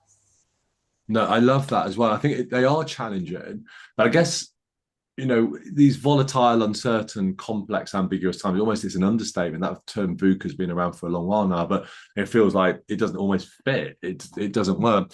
I guess you can kind of build common purpose to an extent when the tills are ringing and things are going well. It's probably a bit easier. You can afford to have a nice team away day here and do some stuff. It's probably a bit easier. But I think the challenge of building common purpose in these certainly very, very financially tough times, and also probably a lot more uncertain, It's, you've lost your Secretary of State in the last week. It throws up lots of challenges within the health and social care sector. I would argue it's not so much about the building of the common purpose, Penny. It's the demonstrable desire to try and achieve a common purpose. Yes. And rather than us moving to our relative functional silos and sitting there because we are under pressure and stress and duress, the ability to demonstrably try and work within the period of volatility, uncertainty, and complexity starts to build a sense of connection and togetherness. And sometimes that is about accepting we are in a state of trauma as an organization, financial, structural, systemic, but there's also a lot of great work doing. Appreciative inquiry. I love this when we do this kind of work. What's working really well? What's our desired state? I asked it earlier. We also aren't afraid of saying where we currently are. The 3 words that describes our current culture, 1 word that describes where we want to get to. If we all have that conversation, board, managers, leaders, clinicians, nurses, others, we have that conversation, then it doesn't so much matter about us building a sense of common purpose. What's more important is engendering a desire to achieve a sense of common purpose. And it's that sense of we're in it together, and we all feel the trauma and the pain and the excitement as well, because there are opportunities, of course there are. And then we have that conversation. So I think it's a really important point you've made, Penny. I think you've made it incredibly well. Thank you very much for sharing that. And it's really challenging. I get that as well. Aziza, I hope that I pronounced that correctly, Aziza. Yes, you did, David. Thank you. You're welcome. So I'm taking this from a staff experience point of view, because I work in the staff experience and engagement team. And one of the things that we're doing to really, I think, speak to the compassion is we're relaunching and reintroducing the wellbeing conversations, which was actually part of the response to the pandemic to support our staff. And what we really want to do, David, here is make wellbeing conversations just part of everyday life, not when something is a problem, not when there's a particular issue in the environment, but just literally checking in. Hi, David, how are you? And waiting for a genuine response. So we've sort of like, we promoted this in the way that it doesn't have to be your line manager. It can be a peer, a colleague that you trust, because it can be about anything you talk about. So that's what we're doing at the moment, relaunching, reintroducing wellbeing conversations amongst our teams. Aziza, I love that. How nice. And it's like just checking in. How are you? I don't know if you're familiar with the transactional analysis, the OK corral. I'm okay, you're okay, I'm not okay, you're not okay. And I think it helps us to kind of move into that space and have a really, because that gives us a place where we can have a great, the word you've used it, is conversation. I'm not going to tell you, we're not going to shout at you, we're not going to have an initiative. You haven't called it a wellbeing initiative, thankfully. It's a wellbeing conversation, because it's a conversation between people. It's a dialogue. And when we give dialogue primacy, Aziza, when we give dialogue primacy, it's not easy. We know dialogue isn't always easy because we disagree and we don't always understand each other. One person's speaking Greek, someone else is speaking Latin, and we're like,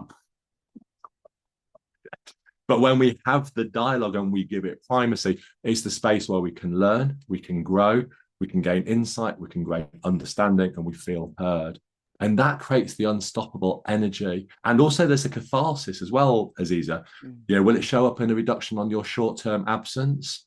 I'm going to guess it probably will, if I'm honest. And we know short-term absence turns to medium-term absence. And we know medium-term absence can lead to long-term chronic illness and absence, bad backs, ill health, irritable bowels, flare-ups of eczema, all of the stuff that are, if you like, the physiological outcomes of some of the things we're talking about. So I've got a feeling, Aziza, not just is those conversations going to help to create that space, they will have a net positive impact on the organisation. I don't think anyone, I hope not, wouldn't be chairing that. And I'm sure others might be doing the same, or will be inspired to do the same based on what you've said, Aziza. Thank you for sharing that. You're welcome. And I think also, just a final point as well, David, is when you mentioned earlier, in terms of respecting that diversity and embracing that diversity, what these conversations do is ensure that that conversation is unique to the person, because just because I may present the same as somebody else doesn't mean that I have the same issues, I think the same,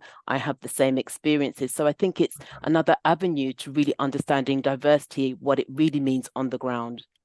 Love that. And making that very real and felt and genuine, and as a colleague said a moment ago, authentic. And suddenly, wow. I mean, the only thing I would say as well is in terms of that is I don't know if you have mediators or people, coaches in the trust, because sometimes we just need a bit of a helping hand with those conversations, Aziza. We do. You do fantastic, because they can, because sometimes those conversations, they're not easy. If they were easy, we'd just be doing it all the time. So it's having mobilization to say, actually, there are people who are skilled who can help you to have the conversation. Aziza, absolutely. And it's about signposting as well. So it's a lot about that. You know, I can't maybe help you directly. So who can you go to for that help? Yeah, love it. Giving that support, signposted, people-centered, dialogue-driven, well-being. Wow. Okay, we're in a great place here. Are you in the people function, Aziza? Are you? Yes. So the staff experience and engagement team does come under the people directorate. Yes. Yeah. Right. Well, I think it's going to take me nicely into the next. And I've had 20 years experience in employee relations. So do you? I love a bit of ER. I love a bit of ER. Let's get into it. Here we go. So let's get into HR and the people function more. Aziza, thank you very, very much for that. If you, by the way, if you're running any initiatives, or I have to use the word initiatives, so if you've got any programs you're running, the wellbeing conversations or anything that you're doing within your trust that's helping to bring those 7 C's to life, or creating this thinking around leadership and management, please do share it. I think share real world examples. I can see Fenjway, you've asked for examples. I'm going to share the People Leader magazine, by the way, Fenjway. There's some case studies galore in here. As I said, this is Joyce from Joyce Idinaboye from Oxfam. I think we have a university in here talking about the relationship between the CPO and CEO. I'm actually running a global summit at lunchtime after this, bringing in chief exec of a it's not in NHS per se, but I've got a chief exec hospitality. I've got a chief people officer from a digital company. I've got a learning and development lead from my own company at the TCM Group. So we're constantly trying to shine a light on best practice. And I've got loads of examples of organisations across the NHS that we're building up. I've got a really great, there's an ambulance trust in here. I've worked with London Ambulance Service to embed a resolution framework, which I'll talk a little bit about. We work across the NHS helping to redefine resolution and create resolution first approaches. I've got some case studies to share. We're working across the BBC, big organisations. I mentioned the Army and NATO and many others now to really help build these principles in. These are not abstract concepts. This is about really driving meaningful, significant change. So I'm the president of the People and Culture Institute. We ran some research last year that suggested over 40% of HR teams have moved into people teams or people directorates or people and culture functions. So there's a big sea change happening. I think it's probably more than that now. I think if you look on LinkedIn, any roles in the HR space now, most of them have the word people in them, which I celebrate. The question is it just a rebrand? Is it a sticking plaster over a broken function, or is it a genuine desire to think differently about how we deliver the people and culture imperative in our workplaces? I love this quote because this is Karen, who actually, she's on the Global Summit with me in a short while, and she talks about, so she was people and culture director at Grey, the big advertising company, and this is, so you know, sometimes the NHS in my experience is interested, what's industry doing? What are people out there doing?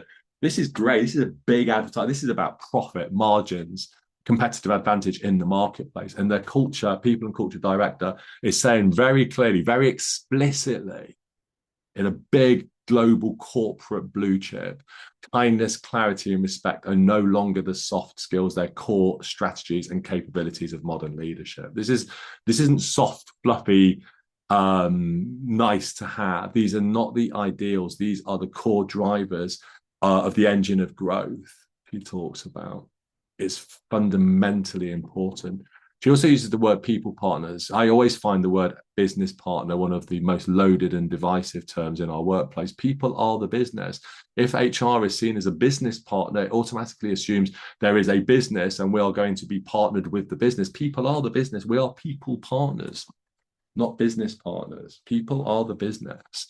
So as soon as we start to change the lexicon, I always think about it as Mabel. I always ask Mabel, as soon as we start to change our mindset, attitude, behavior, and language, that's when we start to see the cultural shift happen. Anyway, let me move into my people and culture operating model. Izzy, forgive the big book plug there, but it's in the book, People and Culture. practical guide for HR and leaders. I launched it in my first book, but then it is now the focus for this next book. There are 5 domains. I've already suggested that leadership is the golden thread that connects, and people, culture, strategy, justice, and value. We know that within the NHS, but someone talked about things you're talking about earlier about we're not here for finance. There is a business engine within the NHS, and I think there is, and we may not be working to shareholders, but there's a business engine, but it's also delivering value in terms of social, strategic, and stakeholder value. So I think one of the measures of HR and the people functions changing. In fact, the measure of value of the firm or the business or the entity is changing. I'm just not sure we're teaching it in our business schools just yet. I'm trying to raise the profile of the alternative measures of value within the organisation. So let's start on the people first, people-centric organisation. So the people function, no longer a transactional reactive HR function, but a proactive transformational people and culture function, is co-creating. Note the term co-creation. The people function does not have a monopoly on people. It is about co-creation, working with unions, with managers, with leaders, with the employees themselves to create a space where values and purpose align. And it does it in some really exciting ways. It's starting to reject the reactive and transactional, binary and oppositional policies of the past. Our employee handbooks are just basically an expression of mistrust of people and a misalignment between the needs of our people and our organizations. And there's an active rejection now of those broken policies. You can be compliant and compassionate. As I said at the start, we can hold multiple truths, and the best people functions hold multiple truths. We can be accountable and empathetic. We can be tough and we can be tender. We can have performance and we can have people. It's able to be proactive and transformational. It's the co-creator of the culture. It's the custodians of transformative justice. For the people function to operate effectively, it has to reject blame, shame, punish, and destroy. There is no moral, legal, statutory, or economic argument for destroying people's self-esteem, destroying relationships, and dragging people to the gates of hell when they disagree, fall out, make a mistake, speak truth to power, say something a little bit challenging. There is no benefit, there's no need to do that. We see in the shift towards a people partner in emphasis, people are the business. It's inclusive, empowering to reinforcing that concept. We see the people function as an engaged, collaborative, and widely trusted. No longer is, I'm going to go to HR, is a threat. I'm going to take out a grievance against you if this doesn't get better, is a sword of Damocles. The grievance procedure is designed to solve problems. How can it become a threat? How did HR go enough to HR? We should be queuing outside the people team's doors because it's the greatest gift that we can give to each other. Enabling, facilitation, dialogue, we've heard, listening, connection, empathy, coaching, mentoring, mediation, all of those things. Let's queue at the door to our people team because they are the people who help us to do our best work, not use it as a threat. Did anyone go into HR to be used as a threat? I've never met an HR person yet who went into HR to be a threat. Yet it is, but it's seen as a threat. So it becomes agile and flexible and embraces digital transformation and AI enablement, people first, AI enabled. And that, I think, needs to be a very quick mantra, that people function, people first, AI enabled. And no longer, dare I say, selling its soul to have a seat at the table, whatever that meant. The people function is the table. It's the table around which we all sit to learn and gather insight, understanding. It's a truly oracular function. It has deep understanding and insight. It's an oracle in our workplaces. We go to HR to listen, to learn, and to understand, not because it is a threat or seen as some form of a threat. So to activate it, what HR is able to do, the people function does, is it creates the culture hub. If without the culture hub, it becomes really difficult to do that, to deliver. So bringing people together, I'll talk more about how we can do that. And creating the culture hub, cross-functional, chaired by the chief people officer in partnership with the chief executive officer. Forget CEO, CFO relationship as the number one relationship in our organizations, or CEO and CTO or chief marketing officer or whatever the other roles might be. The most important relationship in the board is the CPO-CEO relationship. That's the most important one. It drives everything else. So the CEO and the CPO is co-chairing the culture hub. Developing the leadership capabilities, I've talked about those 7 C's. Reimagining the employee handbook, creating an integrated people policy, which is about people first. I'll talk about how we can activate a people first mindset. Aligning our job design, recruitment, onboarding, talent development with our core values and purpose. I spoke at the Professional Background Screening Association annual conference this week about this stuff, about how do we build in people first approaches to background screening as part of onboarding processes. It's going everywhere. I am everywhere trying to make people first sit within some of this stuff. Aligning the employee experience with the patient experience. I talked about the employee as a consumer. When we think about our employees as consumers, we change the way we think about them completely. And we see that alignment with the patient experience. And we see the people function aligning the values and the behaviors within our organizations. I just wanted to put the target operating model up here, just because this generates a space and an opportunity for us as people leaders to think about how and where are we creating that people first approach within the organization. And my reading of the target operating model is it gives you significant opportunity, whether it's at a local level, neighborhood level, community, whether it's collaboration between trusts, strategic networks, or indeed even in systems leadership. It feels to me, and I might, unless I'm reading this wrong, and please tell me if I am, this feels to me like a really great opportunity to reimagine and redefine and rethink the concept of people first workplaces within the target operating model. I've been reading some reports on this and looking at that. So thinking about what I've said there, I just wonder if there's any questions or thoughts or reflections that anyone might have about what you're doing or how you might aspire to creating a people-first workplace in your own trust. Any thoughts or reflections before I move into the next part, which is around the shaping of a positive transformational culture? Oh, Annette, happy International HR Day to you too. I actually posted about that yesterday as well. What a great time for us to be having this conversation as well today.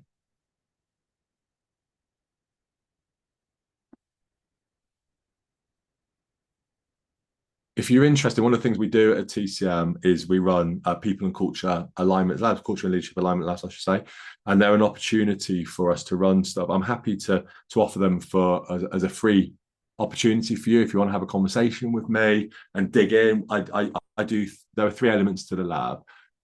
We do a bit of an AI diagnostic with you. It's really amazing using the cultural maturity indicators from my book. I then run a stakeholder group, normally about 60 minutes, to do some qualitative and storytelling work. And then I run that back through the AI and generate what I think will be one of the most impressive cultural audit reports you'll have ever seen in terms of helping you to think about what your culture looks like. So if you're interested in that, just let me know and I can run that for you and help you to develop your cultural roadmap in terms of building a people-first organization in your own organization. So let's move into culture. It's not going to come as a great surprise to you that I'm going to reference my second book, Transformational Culture. And this talks about the role that the people leader, we, the culture catalysts of our workplace. And by the way, I've got a program called Culture Catalyst, which I ran Culture Catalyst with NHS England across ICBs about a year and a half ago. I think we had about 300 participants on my Culture Catalyst program, which was very, very well received, and helping people leaders to align purpose, strategy, values, capabilities, behaviors, and outcomes, because those are interconnected. And so when we see those aligned, that's when we start to see the shift towards a purpose-driven, values-based, people-centered workplace. So it's about how to shape that culture. And I'll share with you the cultural blueprint in a moment. The Culture Hub is the powerhouse. Without the Culture Hub, it's disaggregated and dispersed and limits and adversely limits the impact that the CPO and the people team can have. The Culture Hub amplifies and develops. I'm going to talk more about the importance of it, but it's very difficult to drive cultural transformation without a Culture Hub, because it doesn't answer the question, who owns the culture of the organization? Because the answer to that question is really complicated. It is everybody owns the culture of the organization and nobody owns the culture of the organization. And when it's everybody and nobody, We have to be deliberate and intentional in the way that we think about shaping the culture of our organization. Without answering that question, which is exactly what the Culture Hub does, then it becomes really difficult to drive cultural transformation. I'm also a big fan of the centres of excellence, not the old, tired, dreary ones, which probably no one has anymore. They've all run out of steam, but there's new centres of excellence. So the Resolution Centre of Excellence about driving justice and resolution-first approaches. The AI Centre of Excellence, bringing AI from a technological to a people challenge, whether, again, the CPO chairs the AI Centre of Excellence. AI is not a technological or digital enhancement, by the way. AI is a people augmentation system in our workplaces. We have to pull AI away from tech, put it into the function, the people function. The AI Centre of Excellence enables that to happen. And of course, this is the People and Culture Centre of Excellence. This really kind of builds on the Ulrich model or the Ulrich model and thinks about how we do that. Justina, thank you for letting me know. And I'm glad that you enjoyed it. So thank you. I can just see Justina leaving. And why, if you put in, you can put it into Google now or into ChatGPT or wherever, what is the empirical evidence that supports a people and culture first focus within our organizations, the transformational culture? There is data galore. There is there's no lack of data, but as I often say, we're drowning in data and starving for wisdom. And I think that might go for a lot of organizations that I've worked with. There is no lack of data that tells us that it's not that hard. And the outcome and the benefits are huge and will propel us forward. So the question is, in my mind, when I go into HR teams and I can see the employee relations team tied up in mountains of red tape, bureaucracy, stress, trauma, and casework, which is just mind-numbingly complicated and tedious, is why are you choosing to do that over doing this? Because it's an active choice. We're not just doing it because we happen to accidentally do it. It deserves to be asked. Why are you doing it that way? Because it is broken and it doesn't deliver the kind of outputs and impact that you need it to have. It's writ large. Your people are more engaged. They're more likely to feel it's a great place to work. They're less likely to experience burnout and they're less likely to go and find alternative employment. That's just 4 data points. There are millions of data points that say, so why do we choose to tie ourselves and tangle ourselves up in systems which, at best, grievance, discipline, performance, whistleblowing, absence capability, at best, they offer a mirage of justice. At best, they offer an illusion of fairness. And that's at best. They're illusory.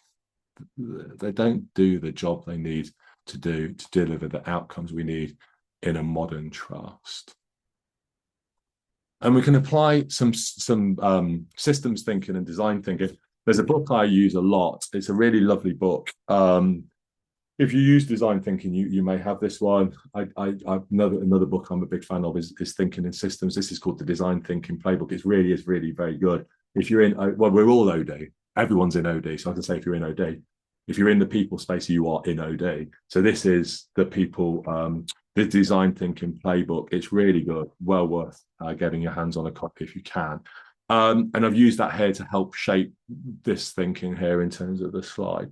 And it's basically saying just constantly working with the users, the consumers, the employee, to design systems and processes and test them consistently. So if I rip out your grievance, disciplinary, performance, and whistleblowing procedure out of your trust, if I removed it, imagine this, well, go with me for a second, and shredded them, and no, the world won't come crashing down on your heads. And I say to you, put a people first approach at the center and now build out, and that's my activation. What will you start to do to put in place in those? That's design thinking. And then you test it, you engage it, you work with people to be able to shape that. That's design thinking. You're working across the system to be able to design processes and systems that are about delivering outcomes and objectives which are aligned to the strategic needs of the organizations. That's design thinking.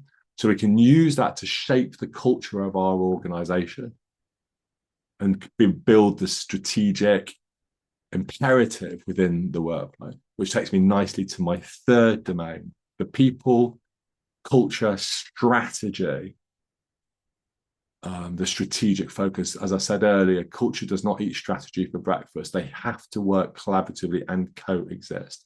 And we build a strategic narrative in our workplace which aligns, which is inspiring, unifying, and evidence-based, which aligns the needs of the workforce and the motivations of the workforce with the needs and objectives and the requirements of our organization. And these are the 8 strategic enablers. These should be the chapter headings on your people plan, and then those chapter headings in your people plan become embedded in the corporate strategy. So the corporate strategy and the people plan becomes a strategic centerpiece of the corporate strategy. They can't be separate or misaligned. There's an alignment through them. So putting purpose and values at the heart. So the question I would ask you to think about and reflect on is, what would you change in your organization to enable your organization to consistently live your values and your purpose every day in the way that decisions are made, that people behave, and the way that they interact? What would you do now to bring purpose and values through your organization? Drowning in data, starving for wisdom. How do we change that? How do we look at the data we're sat on, the normative, quantitative, and qualitative data points we're sat on, to build a powerful evidence-based and data-driven methodology?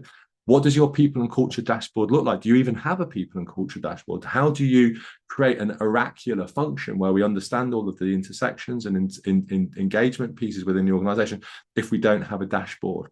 If our case management system drives us to 3-step process, blame, shame, and destroy, but we're trying to create a people-first approach, is our operating model and is our case management system delivering the data points and the evidence that we need? Are we listening? Are we hearing?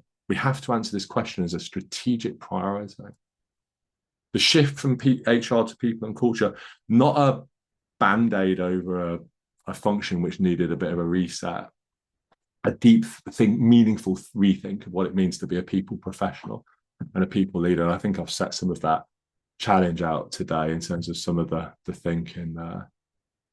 Looking at our leaders developing integrative leadership. Integrative leadership is around transformational leadership, servant leadership, and inclusive leadership, integrating to create leadership within our organizations which puts people first, which role models the behavior, which creates systems and processes that reflects the strategic objectives of our workplace in full alignment with the needs and goals and motivations of our organization. You cannot do that if you have an electromagnetic door on the executive suites of level 8, and for anyone who's lucky enough to get through, an army of PAs who are the gatekeepers before you can actually get to the nice shiny office. It will never work. That is not integrative leadership. That is remote power, authority centralized on the 8th floor of the executive suite.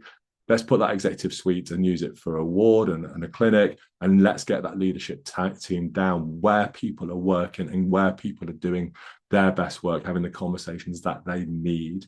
And let's deactivate that electromagnetic door with the pin pad on it, because that is remote, and that sends out all the signals of the kind of organization we are and the kind of accessibility we have to our leadership team. I've talked about justice. I'll talk more about justice, a rejection of retributive justice, blame, shame, punish, destroy, which is all of our HR policies that I see: discipline, grievance, performance, absence, capability, whistleblowing. They're all cut from a similar cloth. 51% balance of probability, pass the Birchall test if we get into an employment tribunal, and we're going to treat every employee as though they're at risk of taking us down a litigation route, of which the vast majority, if any, are. They only do it because that's the way we tell them that they should behave. The unions only do it because that's the way we tell the unions how they behave. Retributive justice is a script that we give people, and then we say, why are people behaving so badly? They're behaving exactly the way you just told them to behave. They're doing the precise thing you've told them to do. We talked about the well-being conversations, that well-being, engagement and inclusion align as a single strategic narrative within an NHS health and social care environment where resources are tight and finite. Having different initiatives swimming down separate lanes, fighting for resource and competing for resource is confusing for people and limits the impact of any one of these initiatives. but by pulling together as a single strategic focus within our strategy, we see the interconnection and intersection between happier, healthier, and more harmonious workplaces for driving performance. Wellbeing, engagement, and inclusion is the evolution of equality, diversity, and inclusion. Sustainability and social justice. If anyone's watching the news and the El Nino effect, which we know is going to hit us next summer, we should be, if we weren't worried now, and if sustainability was falling off your corporate agenda, it fully needs to be back on. We're going to start to see some of the weather patterns really changing over the next 2 years, as I understand it. And sustainability and our relationship with the planet is going to become a number one feature. I know we've got a lot going on. There is a lot going on, but the planet's not going to wait for us to catch up.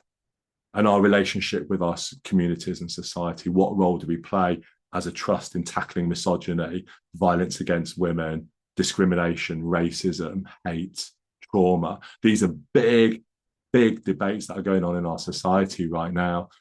Does our organisation have a responsibility to tackle those? Some people would say organisations should be concerned about making money and not concerned about social justice. I've made my position very, very abundantly clear today. I believe that work should be sanctuary, and we should provide safe spaces for people to work free from trauma, hate, and division. We have to now make tough decisions because those decisions are being made for us. The question for our leaders in our trust is, are you making the decisions that create workplaces where people are free from this, or are we not? Are we just sleepwalking into further problems in our organisations? What are you doing as the culture catalysts to put social justice on our agendas and make sure that people feel safe from harm in our workplaces? Or do we not care? Is it just that's laissez-faire, that's the way it goes? What choices do we make, and what choices is your trust making? Right. And finally, we know these are big drivers for our leaders about brand, reputation, and risk. And how do we move culture from the risk register to become part of your asset register that is seen as something we talk about, we think about? And to do that, we have to see culture locked in as number one priority on our board level. It is the number one priority. If we're not discussing culture, we are literally tinkering around the edges of the organisation in the vain hope that something we throw at the wall might stick. So I support organisation. I mentioned this, the work I did with NHS England, the Culture Catalyst programme. If you're interested, we run this programme within organisations, and we invite people to do work around driving culture. This is an example of the kind of conversation we have with people around helping to do programmes of culture change, building business cases, driving cultural audits, helping to adopt a cultural transformation, meeting resistance. I discuss and examine some of the theory of change methodologies and change management processes to support the change within the people function, the leadership function. We think about the change curve, and we embed work there, and we think about Bridges' transition model. It's some really cool ADKAR model stuff that I developed there through Culture Catalyst. If you're interested, again, just ping me an email and I'd be happy to share some information. What I have created though is an AI. This is free, and you can use this, and this would help you to begin to answer the question, where do I start? So if you put into this AI, if you scan it now on the QR code and just say, where would I start with a program of cultural transformation in my NHS Trust? It will help you to think through the development of your cultural shift. It's aligned to all of my work on people, culture, justice, conflict resolution. I offer it free of charge. You can have it and play with it and see if it helps. I'm going to say this, but you're going to say, David, you are literally very biased and you would say this anyway. It's really good. It would be really, really helpful for you. It's part of the suite. I shared the Pocket Coach with you earlier. And then finally, Izzy, we'll start to wrap up then, if that's okay. I wanted to just share the sort of the fourth domain of my model is justice. And people are often surprised to see justice within the people and culture operating model, because justice is something that we don't really talk about or think about. And we subcontract it to processes and managers. We don't give them the tools they need. We just subcontract it to them. And of course, when none of that stuff works, we subcontract it to very expensive legal professionals. And We see a significant drain of resource out of our organisations into litigation or litigation processes or settlements or late conciliation or early conciliation, whatever weird name it is that people come up for these things. None of it works. So the reason we're not getting good outcomes from justice is because we don't specifically talk about it. So the people function is an administration of justice department, and it's a proud administration of justice department. But I'm not talking about the broken justice paradigms of the past. I'm talking about a new modern form of justice. We recognize that traditional justice creeps around our trusts like a thief in the night, making off with all the hard work, the discretionary effort, the morale, the well-being, the engagement, the self-esteem, the relationships, all the good stuff that you spend your entire career building is stolen when things go wrong in our organizations, and it's in the dead of night. We can't see it. It's a thief creeping around our trusts, making off with all of your hard work and endeavor. And organizations are actively rejecting the traditional justice paradigms. We know procedural justice, audit trail is important. We know distributive justice is important, the fair distribution of resources pre and post the justice outcome. We know natural justice is important, doing the right thing by our people, but it's underpinned or built upon a foundation of blame, shame, punishment, and destruction. And it creeps in and spoils all of these other elements. Transformative justice, unlike just culture really struggles because it doesn't align to procedural justice. This takes just culture massively further forward, because what it does is it recognizes that restorative practice needs to sit with procedural, distributive, natural justice to form transformative justice. We can't simply just culture, because anyone who's been in an employment tribunal will know you cannot just court your way through an employment tribunal. As much as human factors and just culture are powerful and important, and I celebrate and encourage those principles, they don't work. And the reason they don't work is because they don't address the elephant in the room, which is there has to be due process, and there has to be a scrutable, governable alignment to compliance, regulatory and statutory duties, which of course procedural justice does. So if we want to bring transformative justice into our workplace, start with your existing policy. Grab your grievance procedure. Let's do an activation. And with a red pen, mark all of the bits of the process which are process-driven, untrusted, formal, bureaucratic. And with a green pen, mark all of the parts of your policy which are people first, empathy, dialogue, all the stuff that we've been talking about. I don't mean to repeat them. And if you've got more than a few lines of green pen, you're doing well. And when your policies are bright red, your organization's burning hot. Now, I'm not saying there shouldn't be red pen, but we need a lot more green pen. And there should be a balance, an equilibrium and harmony between the green and the red pen. A harmony, harmonization. What are the ways to do it if you want to? I mean, you could do it now if you wanted to. Go on to Claude or ChatGPT, drag your grievance procedure in, copy this slide and drag it in. Get your values and behaviors framework and drag it in. Get anything else that talks about your organization's culture and drag it in.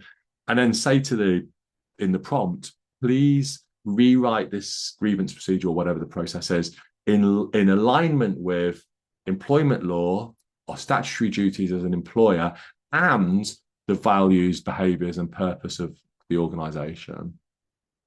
Bingo. You've got your first shift towards a people-first policy framework. Take it to your employment lawyers or general counsel if you wanted to get it checked out. Fine.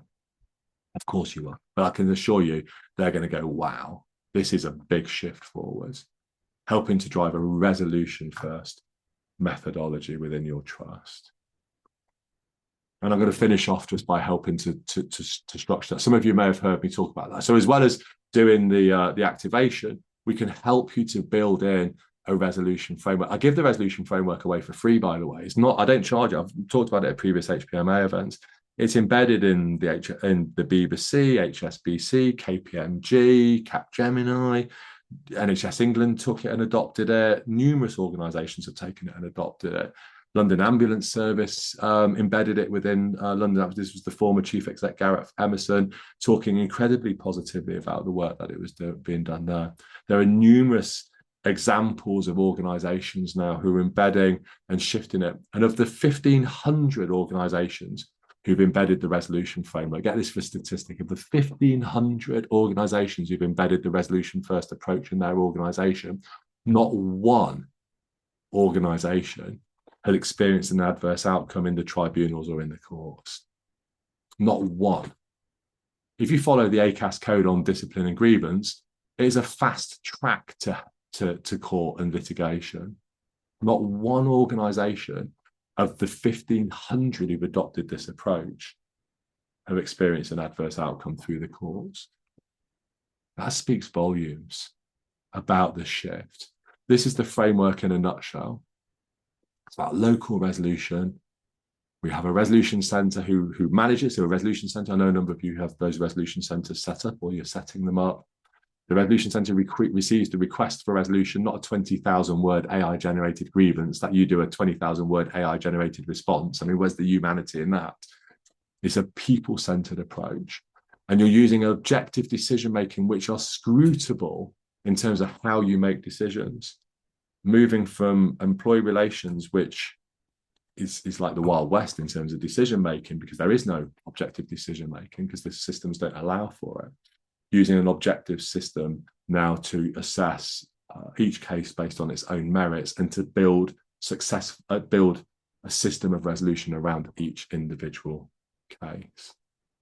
And there I am at the HR Personnel Today Awards, winning award with Next.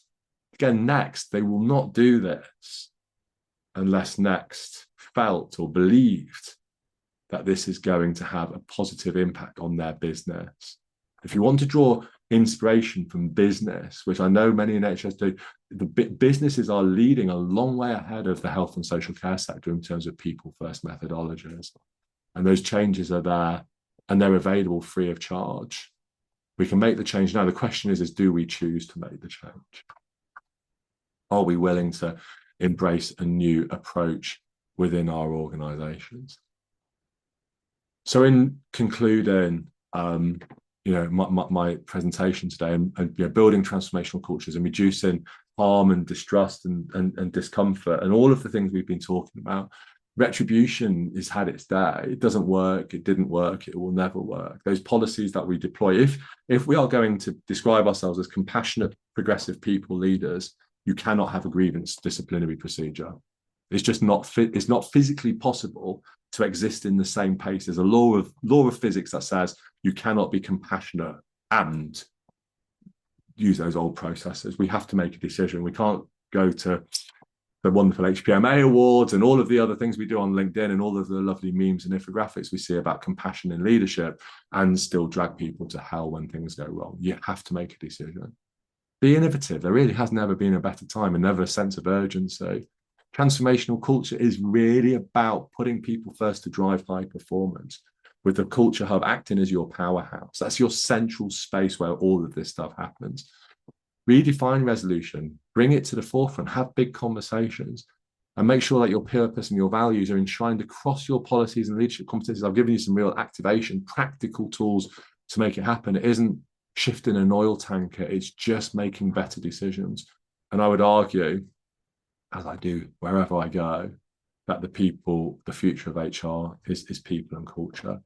So we're here at TCM available to support. Like I say, we have this wonderful relationship with HPMA. We've got some cracking examples of work we've done across organizations. If you're interested in having a conversation with me, then please feel free to do so. You can zap me through LinkedIn and you can find out more on our website, or just ping me an email in the old fashioned way, and we can have a coffee and a chat and we can discuss everything, including those alignment labs. And I'll hand over if there's any questions that you might have, and then we'll begin to wrap up so I can go and chair now my global conference, my Global People Leader Summit. I'll go and decompress for half an hour, and then at 12:30 I'm back online again. So, but I'll stop there and see if there's any questions, colleagues.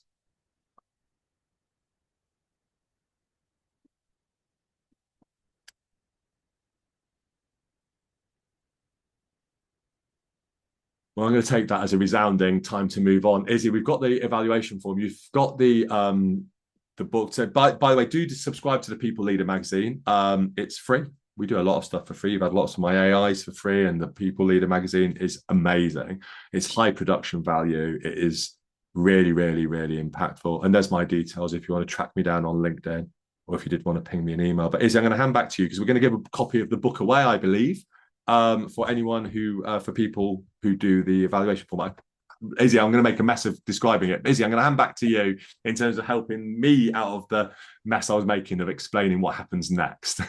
That's okay. If you complete the Survey Monkey, at the bottom there's the option to leave your email. If you do that, I'll enter you into a draw, and then we can give away some of the books. David, if you're happy to do that, that'll be great. Amazing. Thank you, David. A fabulous session as always. And thanks so much for all the participation today, and for people sharing, their raw, honest views on things and what's going on for them within their organizations. I'll send out a couple of the workshops that I mentioned in the Survey Monkey email as well. So that if there's any that you want to book onto, you can do that. But have a good rest of your day. Have a good lunch break. I hope you get a proper break now before your next meetings, including you, David. But thanks, everybody. Have a good one. Izzy, thank you. Thanks, everybody. It's lovely meeting you all today. Thanks so much. Bye. Bye.